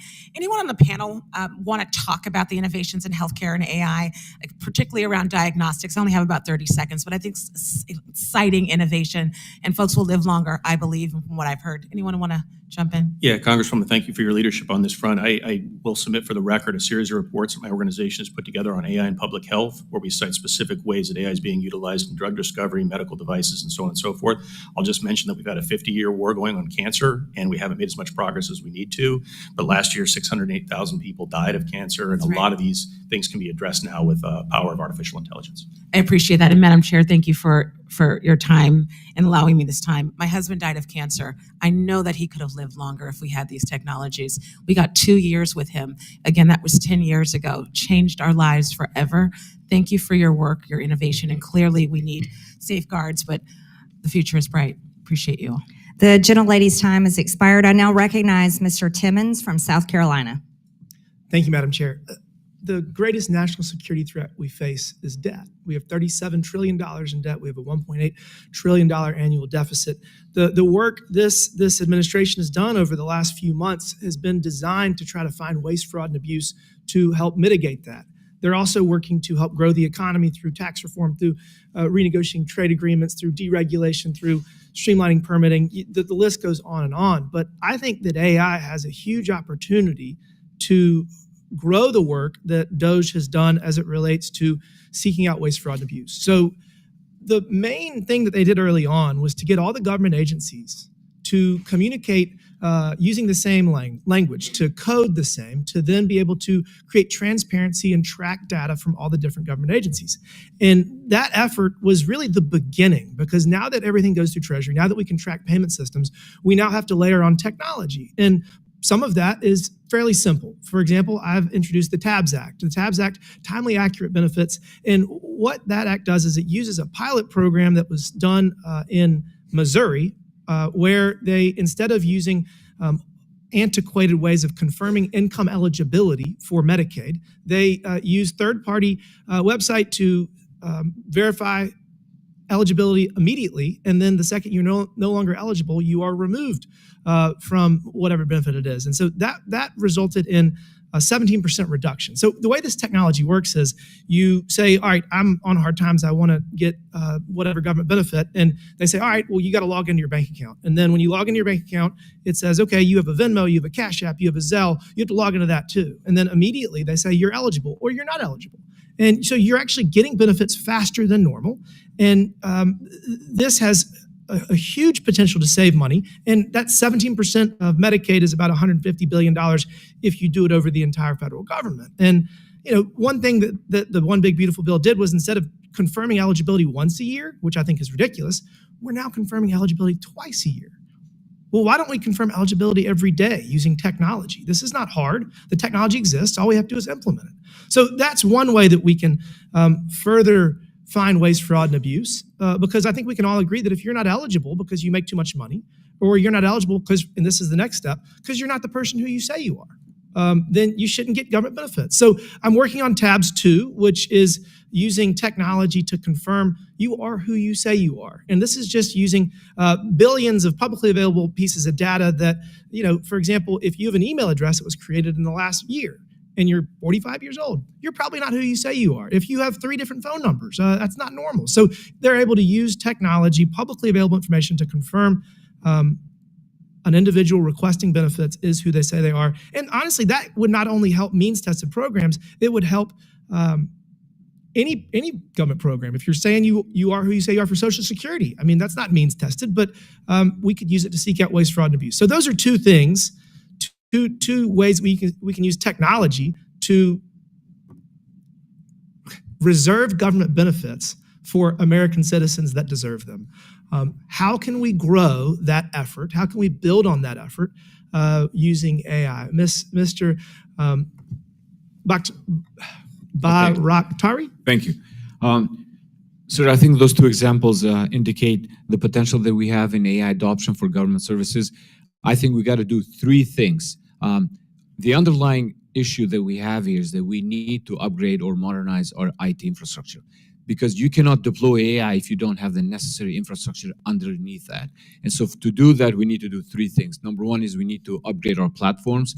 Number 2 is we have to update our policies, obviously. And number 3 is we have to work on retraining and reskilling our people. Ms. Miller, what are your thoughts? There's a lot we can do in this area. I mean, this is what the software company that I created just does this. And mining open source intelligence to identify whether somebody is who they say they are is the lowest hanging fruit and the best use cases we can do in the fraud space for government programs, and not just means tested programs. Every grant program, we put $1 trillion in federal money out every year to states for grants. And we have very little understanding of where that money is going, but we can use AI and open source intelligence to very quickly identify if it's a shell company or even an organized crime ring that's actually getting that money. And on the organized crime front, a lot of these involve changing addresses once they request benefits and things of that nature. And AI could easily say, oh, it's weird. There's a PO box in Eastern Europe that gets 43 checks a day. That's weird. 100%. There's geolocation. There's all kinds of behavioral biometrics that AI can flag. You can use, probably dozens of different data inputs to identify fraud today using AI. And this is not a partisan issue. I think everyone can agree that only people that deserve benefits, that are entitled to benefits, should get them. So again, I think using technology to make sure that we're being wise with our taxpayer dollars is something that is a no-brainer, and I look forward to working with my colleagues across the aisle to do just that. Thank you, Madam Chair. I'll yield back. The gentleman yields. I now recognize Mr. Min from California. Thank you, Madam Chair. Appreciate the opportunity to discuss artificial intelligence in the federal government. Of course, AI has been around for a while, but it's recently hit, I think we all agree, a tipping point of exponential and profound growth. Innovation and advancement are now being measured in days or even seconds or minutes as opposed to years. And this rapid development of AI is poised to radically transform our society and our economy. And that's going to create a lot of great benefits, I believe, but also a lot of challenges, including to our workforce, our national security, data privacy, and a whole host of other issues. And these benefits and challenges of AI are also important to consider as we contemplate bringing more AI into our federal government. And one important point, and I know it's been made, but I just want to re-emphasize this, AI is only as good as the inputs it receives, inputs it's trained on, the people who train it, and the objectives it's trained to try to achieve. And that's something that I do think is being lost right now.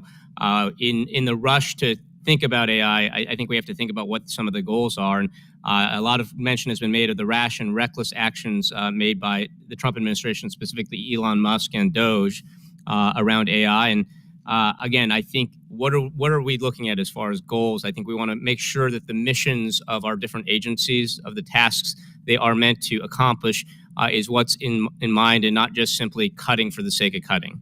And so, for example, when we think about AI, Doge may be using AI right now to surveil communications of federal agencies, performing potential cuts, including staff and programs. They have stated that they want to use generative AI to automate much of the work previously done by civil servants. But there's a lot of potential mistakes there, as well as the data privacy aspects that have been touched on in previous questions, but this data privacy, and we don't actually know at this point what Elon Musk and Doge have been able to scrape. They certainly have had access to a lot of our data, illegally so I would add. And what have they done with that? We've been told that they've downloaded them onto private servers. This committee has not done any oversight on this question, but I think it's an important one as we think about AI. Is Grok or Elon Musk's other AI models, are they being trained on data that is only available because of his position at Doge? This also creates a lot of national security risks as well. And so I guess my first question is to Commissioner Schneier. From a national security perspective, what safeguards should we be thinking about implementing to make sure that we're protecting sensitive data while still promoting artificial intelligence design and innovation? I mean, we have the safeguards. The regulations are in place that protect the data. We know how to do it. We have been doing it for years, for decades, and it's a matter of implementing them. The problem, as you said, was what Doge did was illegal, was contrary to the laws.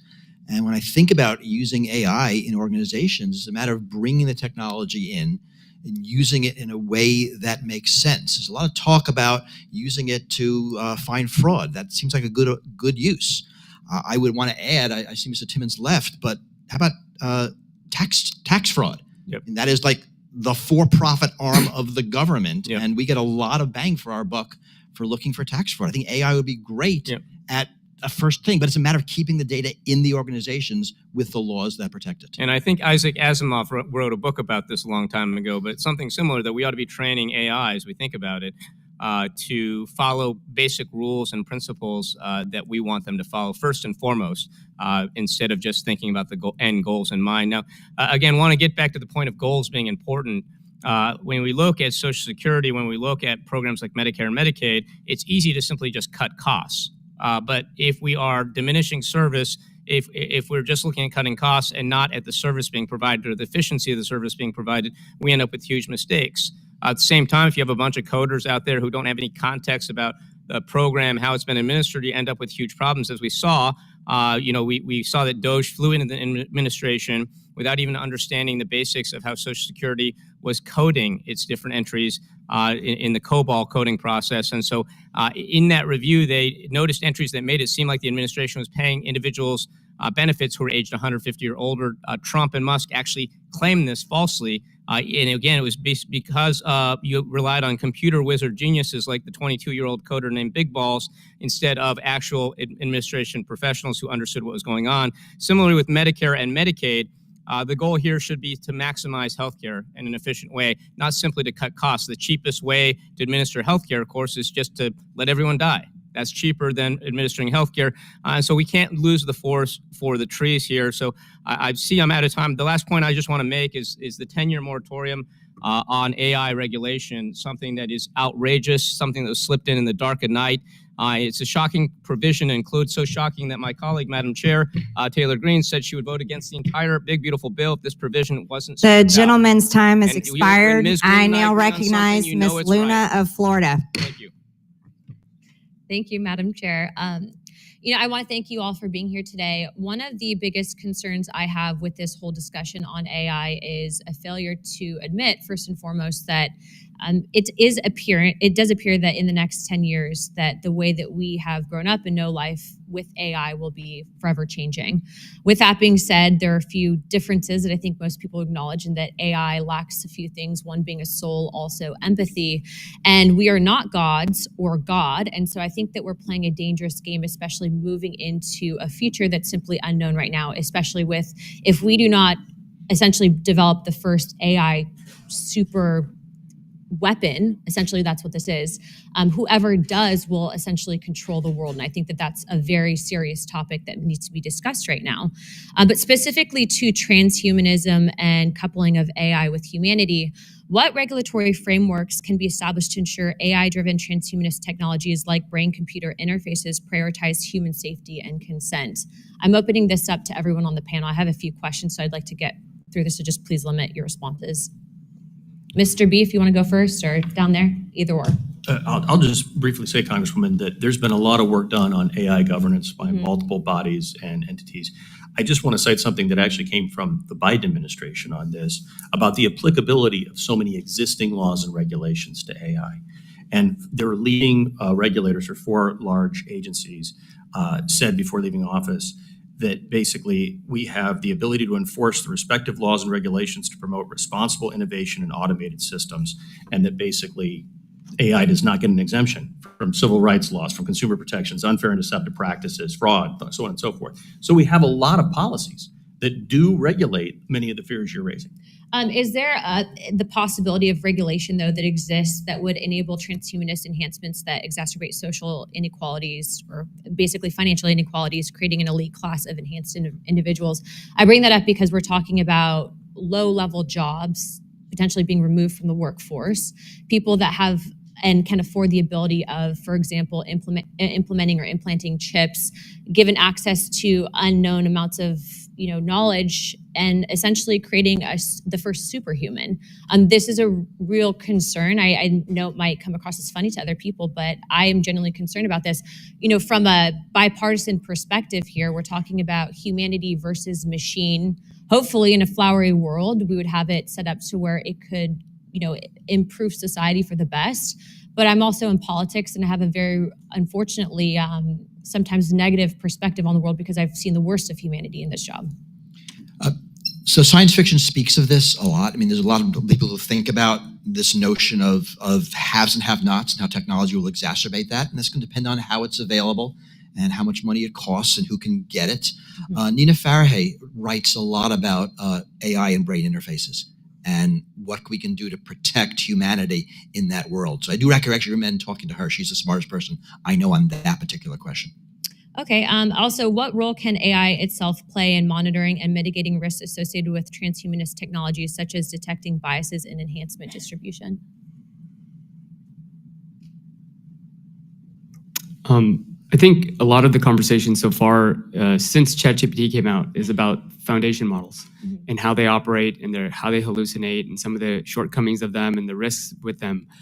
But a lot of these problems can be overcome at the application layer. And Ms. Miller and I represent companies who build applications on top of many models. And so if you think about that framework, what you understand then is the responsibility of some of these outcomes, the responsibility of some of these behaviors isn't just left to the model, it's left to the vendor and the developer So how you train it. of how you train it, how you package it, how you check for Real, issues and guardrails and all of that. So real quick, I have one more question, just real quick, yes or no.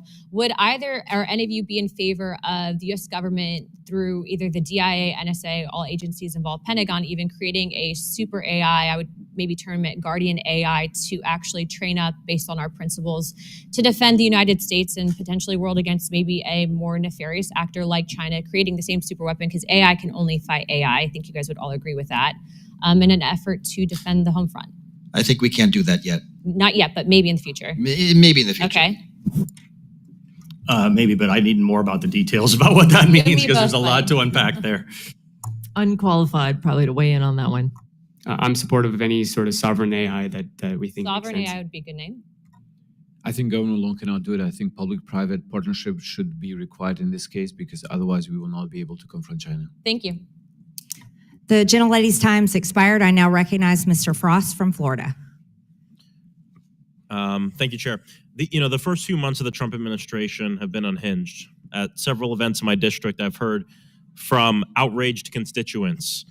People, as I've traveled across the country, I've heard the same from people in many different districts. And there's two common themes I keep hearing about. Number one, people that are angry at the administration's attempts to degrade vital services like Social Security, Medicaid, FEMA, and the VA, and also fear about what Elon Musk and folks at Doge have done and could be doing with the data of American citizens and the American people, things like health records, banking information, and Social Security numbers.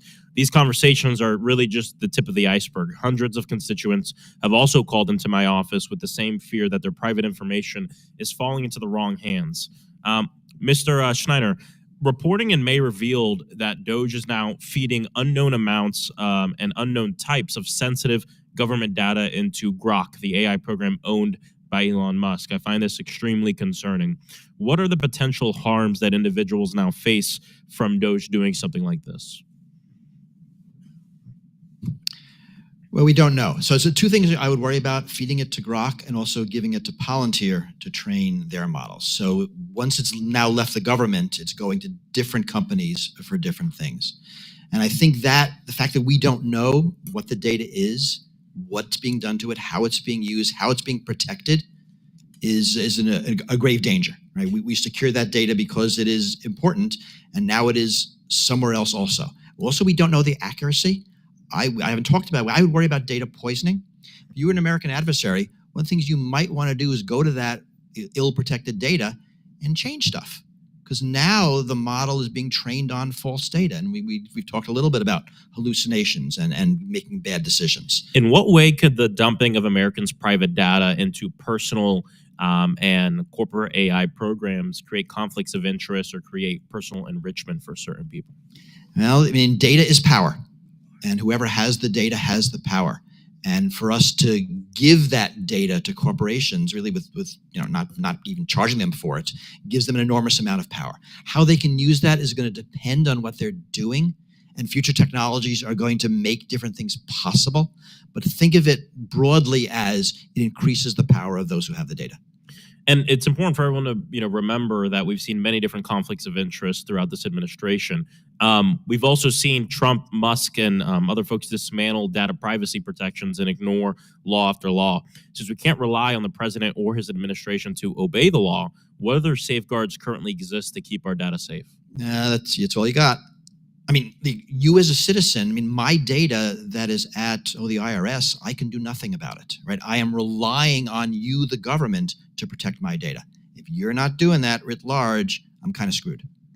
For 130 days, we've seen Musk and other actors lurk inside our most sensitive databases, grabbing whatever private data they want with zero to little oversight, especially no oversight from the United States Congress, including Republican members of Congress as well.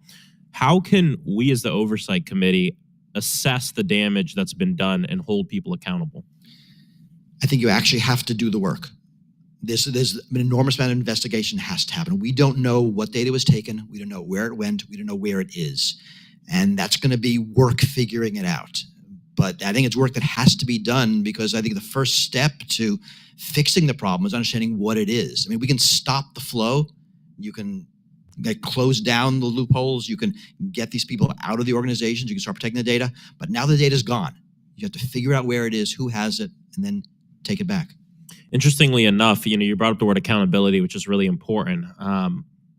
When the administration changed over from Democrat to Republican, I think little things matter. I think words matter. And, there's a word that changed in the name of this committee.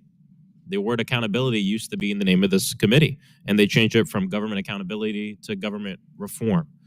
It seems like a lot of my Republican colleagues have no interest in holding this administration accountable for the misuse of data. And Congress has a horrible record in being able to legislate as it relates to technology. I think there's huge educational barriers. We bury our heads in the sand until the problem gets out of hand, and then someone comes up with the grand solution of banning it. This is what happened with social media, and unfortunately what I think might also happen with AI unless we get our stuff together here. Thank you. I yield back. The gentleman yields. I now recognize Mr. Crane from Arizona. Thank you for holding this hearing today. I want to say thank you to all the panelists for coming. I think we're all aware that the age of AI is here and expansion is absolute and unstoppable. But I do want to talk about what I feel to be the elephant in the room when we talk about AI. And one of my major concerns as a representative of the people to this country is our workforce. Recently, Dario Amodei, CEO of Anthropic, one of the world's most powerful creators of AI, has a scary warning for all of us. He says this: AI could wipe out half of the entry-level white-collar jobs and spike unemployment 10 to 20% in the next 1 to 5 years.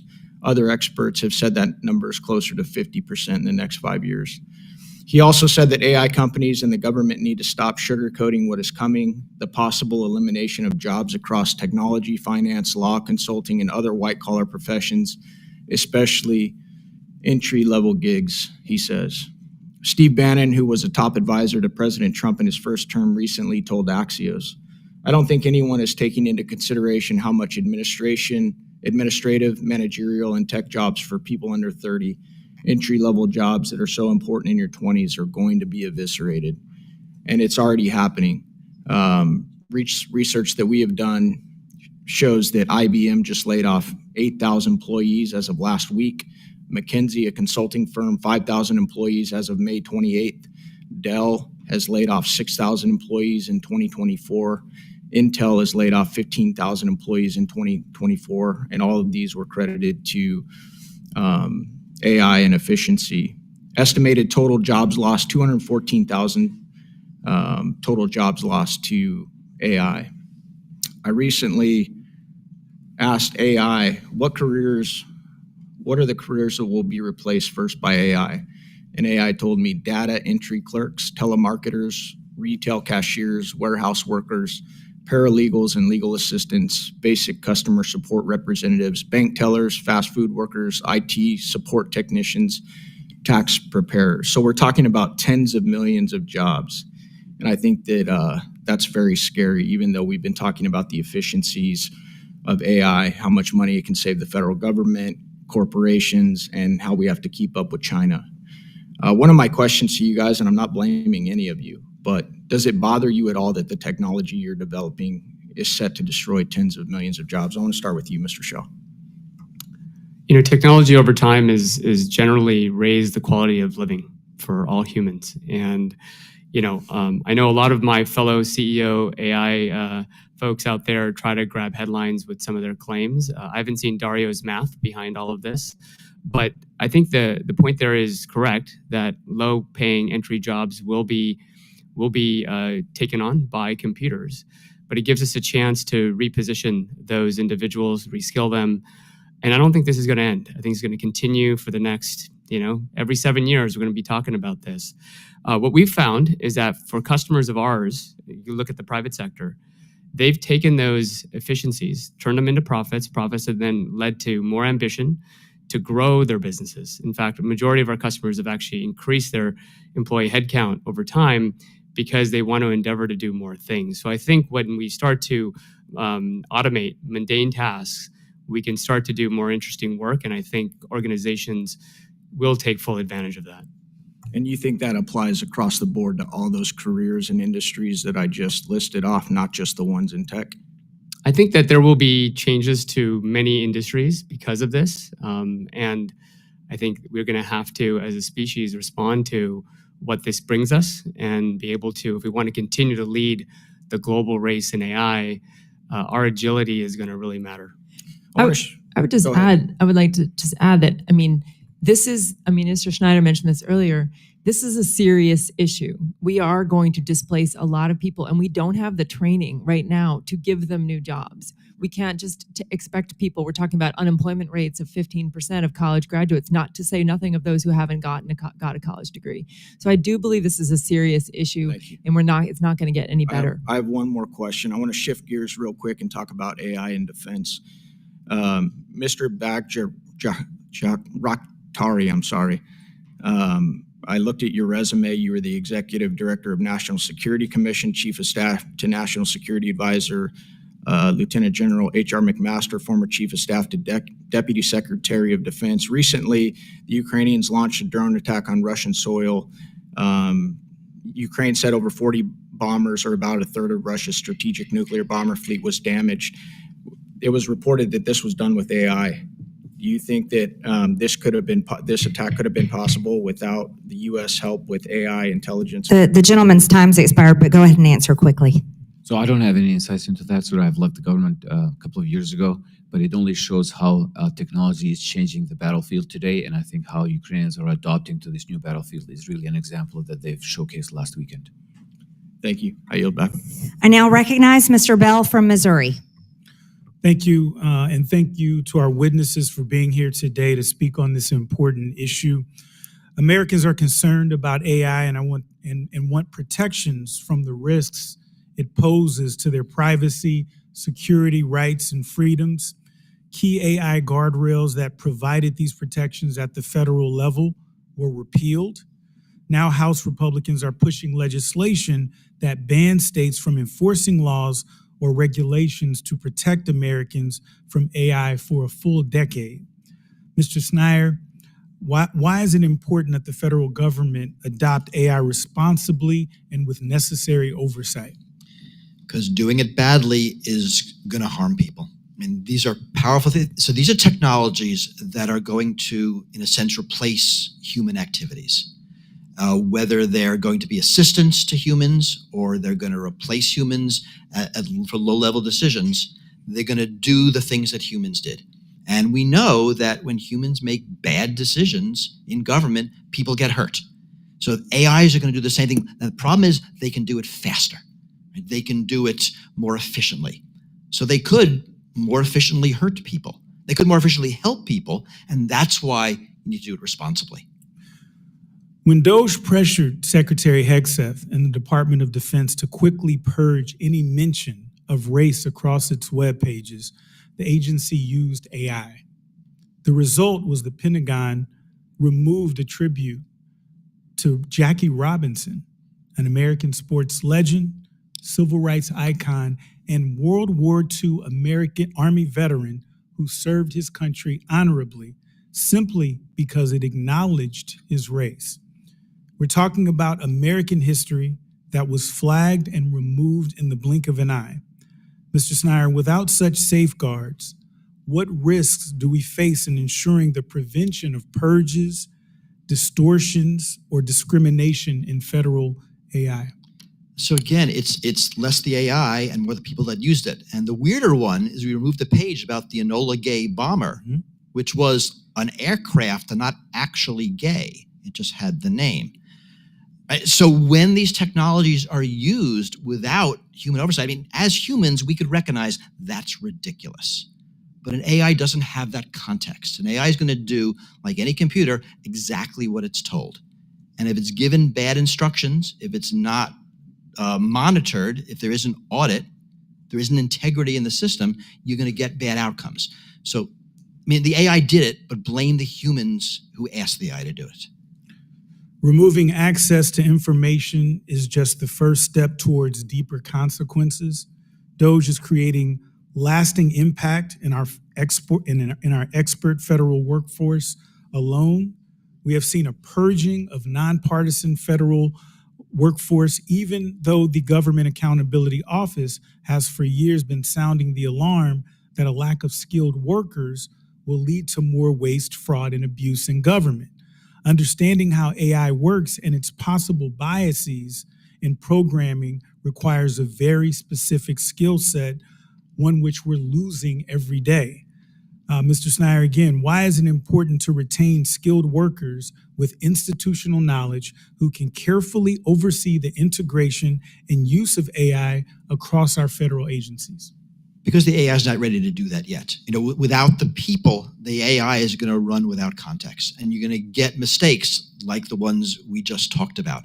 And you know, these are mistakes that are in some ways theoretical. They're about information, but they also harm people. We're talking about using AI to reduce fraud. Now, you're going to have problems with false negatives. This is fraud you're not going to catch. You have problems with false positives. There's fraud you're going to catch that isn't real. Really good example comes from the UK.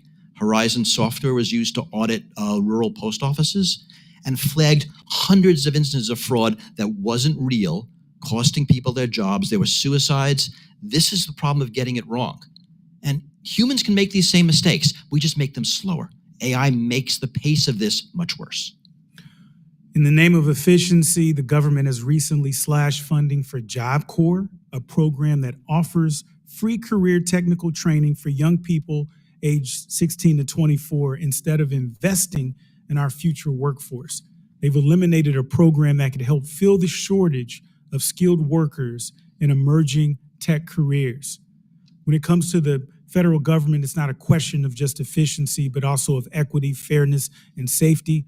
I believe in efficiency, and I believe that technology can do enormous good for the American people. But this is a country that has a history that AI cannot erase. I look forward to ensuring that when the federal government employs AI, it actually serves the needs of those who have too often been left behind. The gentleman's time's expired. I yield back. Thank you. I now recognize Mr. McGuire from Virginia. Thank you, Madam Chair. Thank you to our witnesses for being here today. I want to start by saying that I agree with Madam Chair, Congresswoman Marjorie Taylor Greene, that we somehow we missed this 10-year ban on AI for state laws, and I hope that we'll fix that in the U.S. Senate. The President Trump and the White House, they said that we must ensure American AI dominance. And just yes or no, real quick. Just yes or no, real quick. Do you agree with the Trump administration that the U.S. must have AI dominance? Just yes or no, real quick. Yes. Yes. Yes. Yes. No, I don't think it works that way anymore. Thank you. All right. So DOGE has done outstanding work in identifying waste, fraud, and abuse. They have brought to the public's attention extreme inefficiencies in our government, especially involving outdated technology.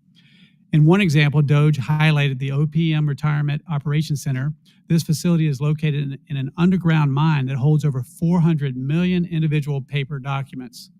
It should come as no surprise that using outdated technologies leads to more mistakes. During the fiscal year 2024, the federal government reported an estimated $162 billion in improper payments.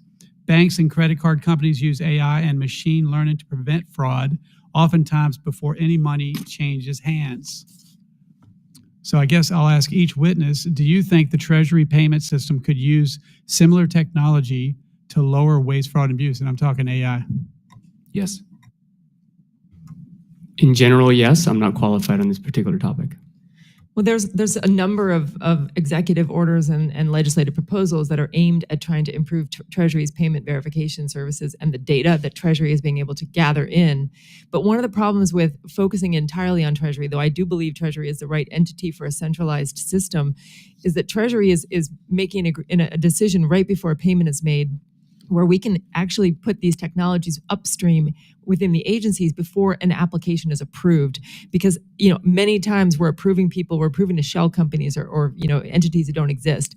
So if we're using better data across the agencies, not just at the Treasury, but absolutely Treasury's modernizing Treasury system and getting more data. And I'm very supportive of the executive orders that have come out to date and some of the legislative bills that are being proposed. I got a couple more questions coming. Let me ask the last two witnesses, yes or no? Yes. I'm with Ms. Miller that you want to push this upstream. Okay. Do you think the federal government is losing money by not using modern technology, including AI and machine learning? That's just a yes or no. It's more complicated, so you need the digital infrastructure to use AI. So I think we need to first modernize the government IT infrastructure so you'll be able to use AI. The private sector is doing this, so I think the government could too as well. Absolutely, without question. Yes, I agree. Yes, especially tax revenue. Okay, Mr. Shaw, as AI becomes more integrated in decision-making systems, are you concerned that these tools might reflect political bias? Specifically, are today's AI models biased towards left-leaning perspectives, and what implications might that have for public trust or government use? There's a proliferation of AI models now being trained on all sorts of data sets, and hallucinations are a thing, bias are a thing. And we can never really overcome them, forever. I think there's going to still be traces of that given the type of technology that they are. But you can build applications that can control for this. You can absolutely look and have models checking models, and have a structure that ensures that everything it decides can be backed up and that can be referenced. And while that won't solve every particular case, nor can we do that with human beings, I think the models and the AI systems can get very, very accurate. President Biden let in over 15 million illegal immigrants into our country and allowed deadly drugs like fentanyl to pour into our communities. In just under 6 months, President Trump has secured it, with daily encounters dropping by 95%. We have seen Department of Homeland Security successfully deploy AI to stop illegal immigration from cameras and sensors along the border to drug detection equipment and ports of entry. However, severe damage has already been done. There are an untold number of illegal aliens currently residing in our country. And I apologize if I pronounced your name wrong, Mr. Zirier. Do you see any ways we can leverage AI to help facilitate deportations? I've not followed that one closely, Congressman, but I do know DHS is using AI tools for these purposes. Awesome. Well, thank you for all your testimony today, and I yield back. The gentleman yields. I now recognize Ms. Presley from Massachusetts. Thank you. Just 2 weeks ago, Republicans passed a reconciliation bill that would ban all states from regulating AI for 10 years. Since most did not actually read the bill, they were unaware of that. So this is a timely hearing as Republicans are learning the error of their ways in real time. They're offering the American people up as guinea pigs for corporations to conduct AI experiments with no oversight, no regulation, and no endorsement and no enforcement. Mr. Chair, I ask unanimous consent to enter into the record a letter by the Massachusetts Joint Committee on Advanced Information Technology, the Internet, and Cybersecurity from May 30th, 2025, which details the dangers of the Republican moratorium. Unanimous consent? Without objection. All right, now let's talk about why regulating AI matters. Artificial intelligence reflects the assumptions of those who build it and the priorities of those who use it.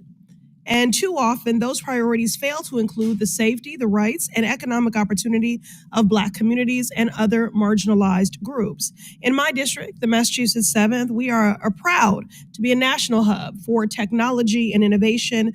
For example, Northeastern University Center for Inclusive Computing is leading the charge to make sure that AI opportunities are accessible to all. At the same time, we cannot allow AI to be the latest chapter in America's history of exploiting marginalized groups, namely the Black community. The government must invest in an approach rooted in equity that protects the rights of everyone. That is why, Mr. Chair, I ask unanimous consent to enter into the record this report released last year from Color of Change, titled Black Tech Agenda, Advancing Equity and Reimagining Technology. Without objection. Mr. Schneider, do you know which government employee or agency or board is responsible for overseeing AI deployment across the executive branch to prevent violations of civil liberties and civil rights? I don't believe there is one, so if this is a test, I just failed. Well, the truth is, no one knows. The responsibility of AI civil rights enforcement is not in anyone's job description. And that has got to change. The United States federal government is deploying AI and it's impacting our daily lives. There are more than 2,000 AI use cases across agencies. Right now, there's nothing stopping the Department of Health and Human Services from using AI systems to help decide who receives Medicaid, who receives food assistance and disability benefits. If an algorithm flags someone incorrectly, a mother could quite literally lose access to her child's medication, or a family could lose food support. There's nothing stopping the Department of Justice from using racially biased algorithms to decide who gets released from prison. AI shouldn't be determining who gets care, who stays in prison, or who can feed their kids without any sense of oversight or recourse. The government's use of AI cannot be unchecked and unregulated. If we want the public to trust the federal government, then we must have transparency. I yield back.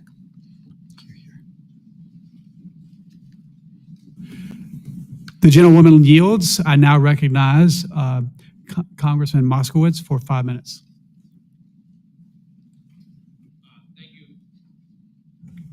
Thank you, Mr. Chair.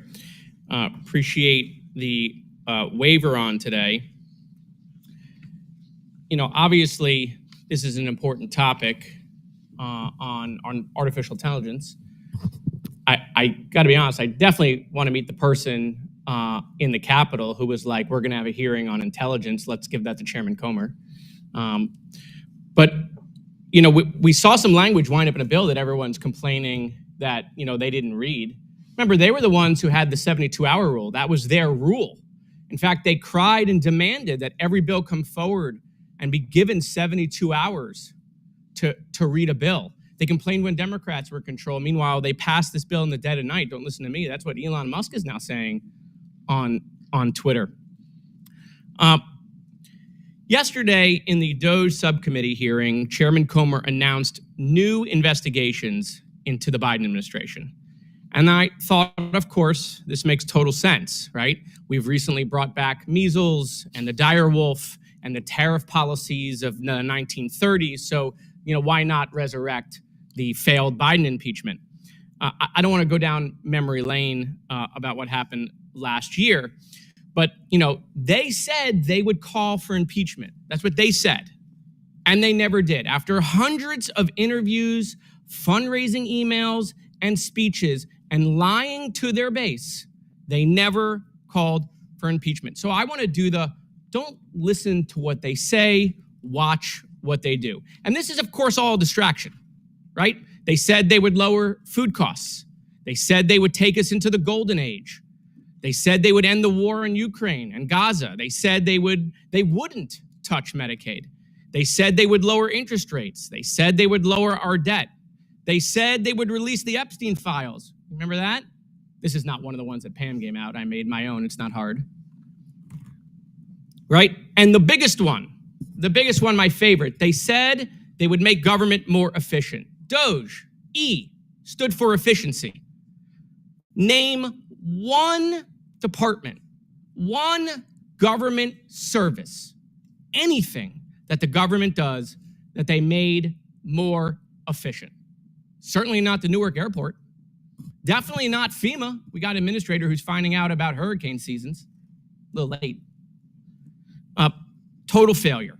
No new technology, no new procurement rules. Procurement's a big problem in government. You got different agencies, different departments making different procurements, buying technology that can't communicate with each other. By the way, we learned that after 9/11 in law enforcement, and we still have not fixed that problem. No new streamlined processes, zero. Okay?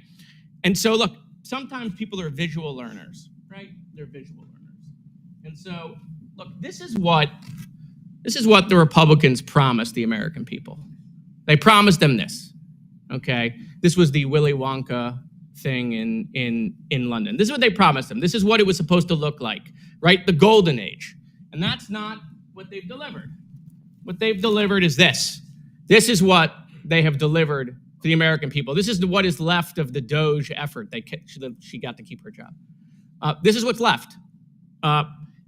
And so they're very good at telling the American people what they want to do, what they say they're going to do. But the American people should start watching what they're actually doing or what they've done or what they've not done. And so, listen, fine, bring in the Biden people again. We'll go through this whole thing, tens of millions of dollars wasted in the last Congress. We'll do it all again, right? Back to our old tricks. But of course, they want to bury them in the basement again. It's being proposed that, we'll take their depositions, bury them in the basement. Then they'll leak the transcripts. They tell you, well, we want to shine transparency on the end of the Biden administration. We want to get to the truth. But they want to hold these meetings in secret, not in front of the cameras, not in front of the American people, in the bottom of a basement. By the way, I noticed that the Oversight hearings are now in the bottom of a basement. Ironic after all the basement talk last Congress. But they just want to suppress information. They want to do selective leaks, and they want to distract that this is the least productive Congress in 70 years. So listen, it's fine. We'll do it all again, okay? Won't help people at the grocery store, won't help people save their health care. It will do none of that, but it will get you on OWN and Fox News and raise money. Thank you. I now recognize Congresswoman Trahan for 5 minutes. Well, thank you, Mr. Chairman. I appreciate you allowing me to be part of this important conversation. Over on the Energy and Commerce Committee, which is where I usually serve, we have a lot of conversations about technology. And one thing is always clear: data is at the heart of AI. That's why I believe that any serious discussion about AI has to start with a conversation about privacy. And that's what I'm here to do today, to sound the alarm about a deeply troubling trend: our own government's growing appetite for Americans' personal data. Let me just give you an example, a hypothetical, of course, but not a far-fetched one. Sarah is a typical American woman. She pays her taxes, owns a gun legally, and is raising her daughter Emma on her own. She and Emma rely on Medicaid to get the health care that they need. One day, Sarah shares a post on Facebook. She's concerned about something the president said about firearms, and she posts so. But in Washington, an AI-powered monitoring system flags her post. A political appointee digs into her personal data and sends emails to agency heads urging them to take action against her. Within days, Sarah's life falls apart. The IRS audits her and claims she owes thousands. Emma's doctor says her Medicaid isn't active anymore, and now Sarah has to pay out of pocket. Now, to be clear, this story's made up. But it's not science fiction. It's an alarm. It's a warning. Mr. Schneier, you talked in your testimony about coercion as an adversarial use of data. What kinds of coercion could bad actors inside the government use if they had detailed profiles on every American? I would think of it as selective investigation. I mean, the government has enormous powers to investigate people, and the question is who they choose to investigate. There's a famous book from many years ago called 3 Felonies a Day, that we in our normal lives commit 3 felonies a day because there are just so many rules and we don't know them. And given things like that, who you choose to enforce the law on matters. So this data can be used to select people whom to investigate, people whom to charge. And this could be used selectively by any regime, even not the US, any country that wants to do this. Yep. Well, unfortunately, this isn't just a hypothetical trend. It's already happening. Under the Trump administration, DOJ aggressively collected sensitive data across agencies, breaking down firewalls that are supposed to protect us. Then came the executive order directing agencies to eliminate information silos, basically to share and pool that data. And just last week, we learned that Palantir, a Silicon Valley company known for building surveillance tools, is being hired to build AI-powered profiles on every American using the data that DOJ collected. It's hard to overstate how dangerous this is. Mr. Schneier, are you worried that once this data is centralized, future administrations, no matter their party, could weaponize it? I mean, are we on the verge of opening Pandora's box here? I don't know if Pandora's box has been opened years ago, but certainly giving this power to a government is something that feels very un-American. I mean, there are reasons why this data was siloed. There are reasons why we didn't have these powers. I mean, you can imagine humans doing this well before AI, but we chose not to. So AI can certainly make this more efficient.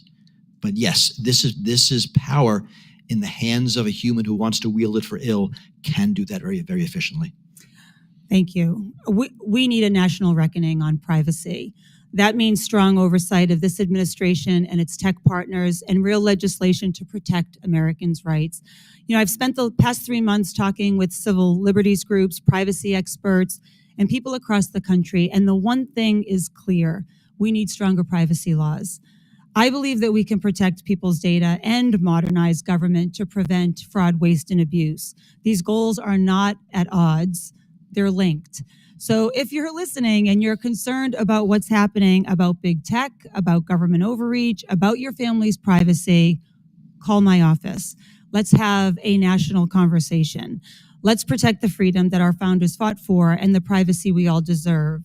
And one last thing I just wanted to mention, because over the course of this hearing, the chair has suggested that no one on the other side of the aisle called attention to the harms of the Republicans' 10-year ban on state AI regulations. That's patently false. We had robust debate on the Energy and Commerce Committee with several Democratic members, myself included, calling attention to this provision during and after our 26-hour markup. In fact, Democrats offered an amendment to strike the language entirely. So, Mr. Chair, I ask unanimous consent to enter into the record the results of the recorded vote. Without objection. Thank you. I yield back. In closing, I want to thank the panelists once again for their testimony today. With that and without objection, all members will have 5 legislative days within which to submit materials and to submit additional written questions for the witnesses, which will be forwarded to the witnesses for their response. If there is no further business, without objection, the committee stands adjourned.